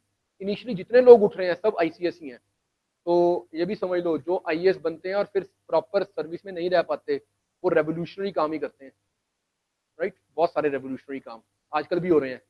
तो उसमें से सुरेंद्र नाथ बनर्जी ने इंडियन एसोसिएशन बनाई। इस इंडियन एसोसिएशन ने 1870s में वो सारी डिमांड्स रेज कर दी which were then to be raised by Congress after 10 years। That means Congress तो बन चुकी थी, and that too at Indian own initiative. फिर इसी सुरेंद्रनाथ बनर्जी की इंडियन एसोसिएशन ने 1883 में इंडियन नेशनल कॉन्फ्रेंस ऑर्गेनाइज की, जिसमें पैन इंडिया पार्टिसिपेशन हो गई। यानी कांग्रेस बनने से 2 साल पहले कांग्रेस बन गई। The British were not blind to these developments. They always wanted to have some channel of diplomacy. So A.O. Hume invited other Indians who were not yet party to this, that why don't you create a Congress and inform us what Indian mindset is all about. Once Congress was created, now who are the founding members? Dadabhai Naoroji. By what name we call Dadabhai Naoroji? The grand old man of India.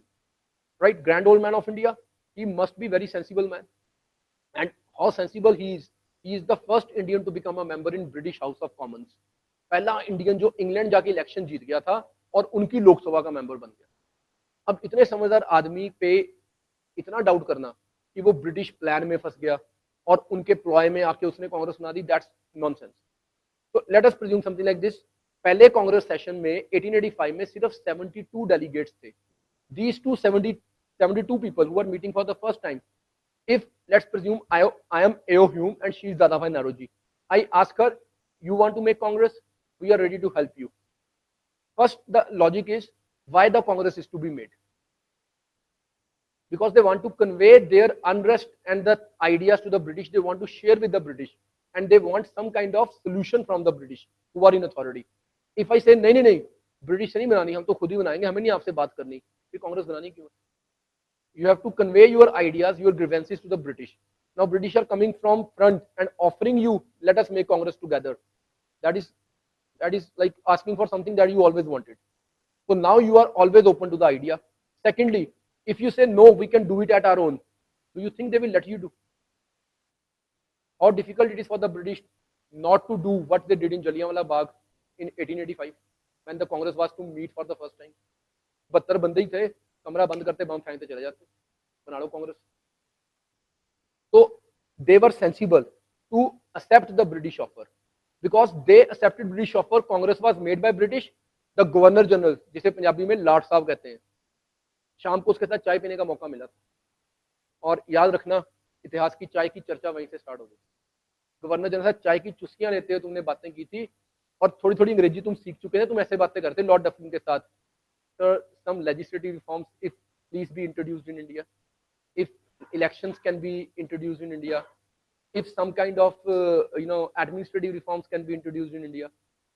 अगर तुम उस चाय पे ना जाते तो ये चाय पे चर्चा कहाँ से होती? कांग्रेस को मन की बात करने का मौका मिला था उस दिन, गवर्नर जनरल के साथ शाम को चाय पीते हुए, और 3 दिन लगातार, 3 दिन का तमाशा हुआ था, चाय पीते हुए और बातें करते हुए, चुस्कियां लेते हुए कि लाट साहब सानू भी चोणां 'ਚ खड़ा करा दो, सानू भी वोटां पवा दो, सानू भी मंत्री शंत्री लवा दो। Everything was discussed. This is how Congress was created. जैसे ही कांग्रेस ने पहला सेशन कंप्लीट किया, जो सुरेंद्रनाथ बनर्जी की अलग ऑर्गेनाइजेशन थी, अगली साल वो कांग्रेस में मर्ज कर दी। इसीलिए पहले साल जब 72 लोग, अगले साल 400 प्लस स्ट्रेंथ हो गई, और हर साल लीप्स एंड बाउंड्स से बढ़ती चली गई। तो Congress is not only British brain child, there is some credit to Indians as well. फिर मॉडरेट्स क्यों आए, उस पर वापिस आते हैं। आज एक कांग्रेस नाम का बच्चा पैदा हो गया। What do you want this baby to do today? Do you want to pick up arms and revolt? छोटे बच्चे को तो बिल्ली से भी बचाना पड़ता है, वो तो अंग्रेज थे।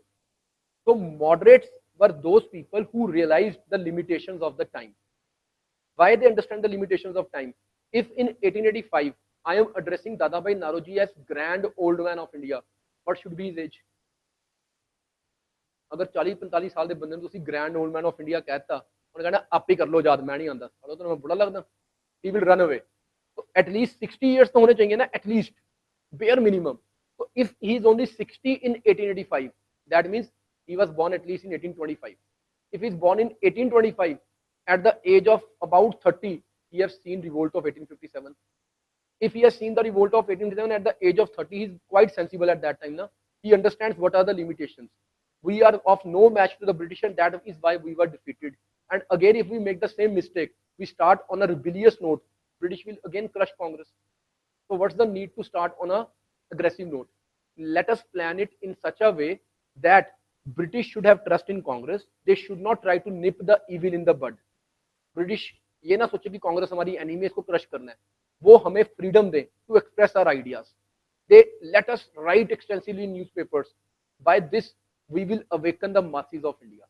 The masses will understand that British rule is not a bane, it's not a boon, it's a bane for India. Once masses will understand, then there can be a mass revolt which can only be successful. तो moderates ने इसलिए British से कोई भी aggressive demand ही नहीं की। They didn't even ask for freedom. They said only reforms, basic reforms, freedom of press दो, legislative reforms करो, elections करा दो, civil service reforms कर दो, so that Indians की participation बढ़नी शुरू हो। Okay, another thing, अगर moderates ने basic reforms ना कराए होते, तो extremists all of a sudden आके इतनी बड़ी-बड़ी demands कैसे कर देते? तो moderates prepared the background for the coming of extremists. और लाला लाजपत राय हैं या तिलक साहब हैं, जो extremist के leaders हैं, बाल लाल पाल, उनकी एक सिंपल सी statement, moderates of the past are the extremist of the present. कल तक हम सारे इकट्ठे बैठे थे और हम कह रहे थे प्यार से बात करेंगे, और ये हमें सबसे छोटी उम्र की बच्ची है, राइट, और ये बोलती है कब तक, उनको नहीं समझ आती, let us be a bit aggressive now. ये हमारे साथ बैठी बैठी कुछ दिनों में एक्सट्रीमिस्ट हो गई। ट्रेन तो हम ही ने किया। From with in the ranks of moderates emerge the extremist. फर्क क्या था? हम सिर्फ बोलते थे प्लीज ये कर दो, ये कहती थी कर दो नहीं तो देख लेंगे। इसने जब बोला ना देख लेंगे, इसने देखा थोड़ा है, वो तो इन्होंने आगे देखा। People like Chapekar brothers, people like Balwant Vasudev Phadke, people like नाम लो राज बिहारी बोस, पीपल लाइक प्रफुल्ल चक्की एंड खुदीराम बोस। ये रेवोल्यूशनरी बन गए। बोलते देखना सिर्फ बातों में नहीं होता, कुछ करना भी होता है। They picked up arms and started assassinating the British officers. So from moderates emerged the extremists, from within extremists emerged the revolutionaries. और 3 स्टेजेस बनी। एक बड़ा अच्छा यूरोपियन राइटर है, उसकी तुम्हें एक लाइन बताता हूँ।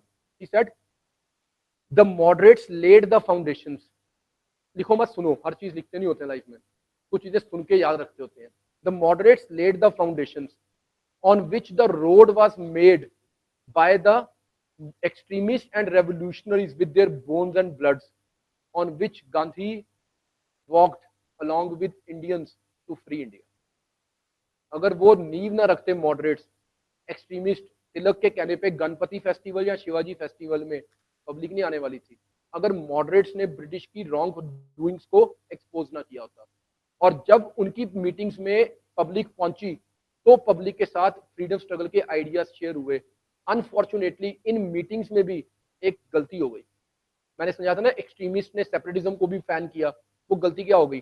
बड़ा सिंपल एग्जांपल, शिवाजी फेस्टिवल बनाया गया, उस दिन तिलक की स्पीच में कुछ ऐसी बातें बोल दी गई जैसा शिवाजी ने अफजल खान के साथ किया था, समय आ गया हमें भी करना है। इशारा था अंग्रेजों की तरफ, पर मुसलमान बेचारा घबरा गया क्योंकि नाम आया अफजल खान। मुसलमान को लगा शायद फिर हमें मारने की बातें हो रही हैं, इससे पहले ये मारे, हम अपना कुछ अलग सोच लें, इसीलिए मुस्लिम लीग बनने की तैयारी स्टार्ट हो गई। गणपति फेस्टिवल किया गया, मुसलमान तो उसमें आ नहीं सकते, मूर्ति पूजा तो मुसलमानों के लिए है ही नहीं। तो एक्सट्रीमिस्ट लीडर्स के जितने भी काम थे वो सेपरेटिज्म को बाय डिफॉल्ट फैन करते ही चले गए थे। इंटेंशनल नहीं था, पर अनइंटेंशनली हुआ तो यही कि मुसलमान एलिनेट होता चला गया फ्रॉम फ्रीडम स्ट्रगल। इसीलिए उनकी अलग ऑर्गेनाइजेशंस बनी, इसीलिए उनकी अलग डिमांड्स हुई, और finally partition. Obviously, they were diplomats. They tried, see, unless there were cleavages visible in the society, they could not make it wide gaps. So you showed them the cleavages, they made them the gaps. Yes. It always happens so. It's always a small misunderstanding that leads to bigger fight. Anything else? So this is the maximum that I can tell you in 1.5 hours, 2 hours time. This is how history is to be correlated. This is how we have to read history. So for complete modern India, I take lecture for about 22-25 hours. Right 22 से 25 घंटे में lecture देता हूँ, उसमें हम complete note बनाते हैं। I dictate everything, every fact in a minutest of the details, और उसके बाद फिर हम एंशिएंट मेडिवल और वर्ल्ड हिस्ट्री करते हैं। This is how we unfold the things. तो anybody who want to interact from your side, you can wait for 2 minutes outside. I will personally interact with everybody. In the meanwhile, मुझे सिर्फ 5 minute चाहिए online students से interact करने, right? Thank you.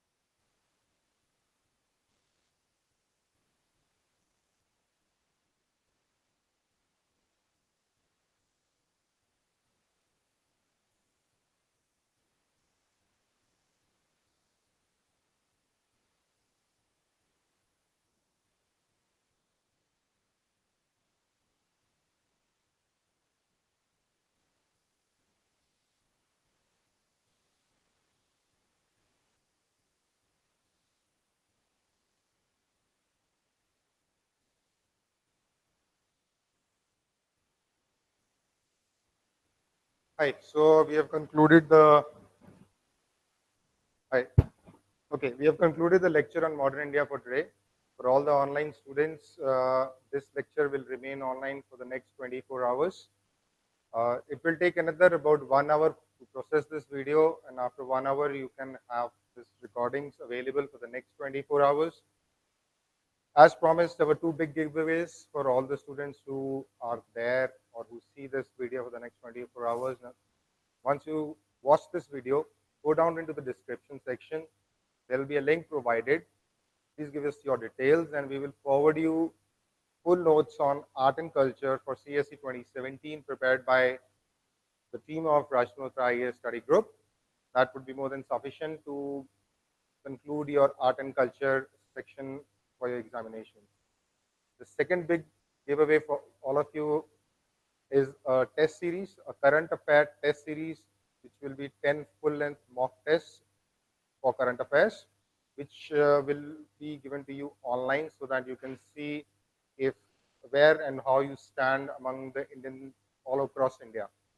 So the login details will be emailed to you, which will be provided by you. So thank you for joining us and have a great day.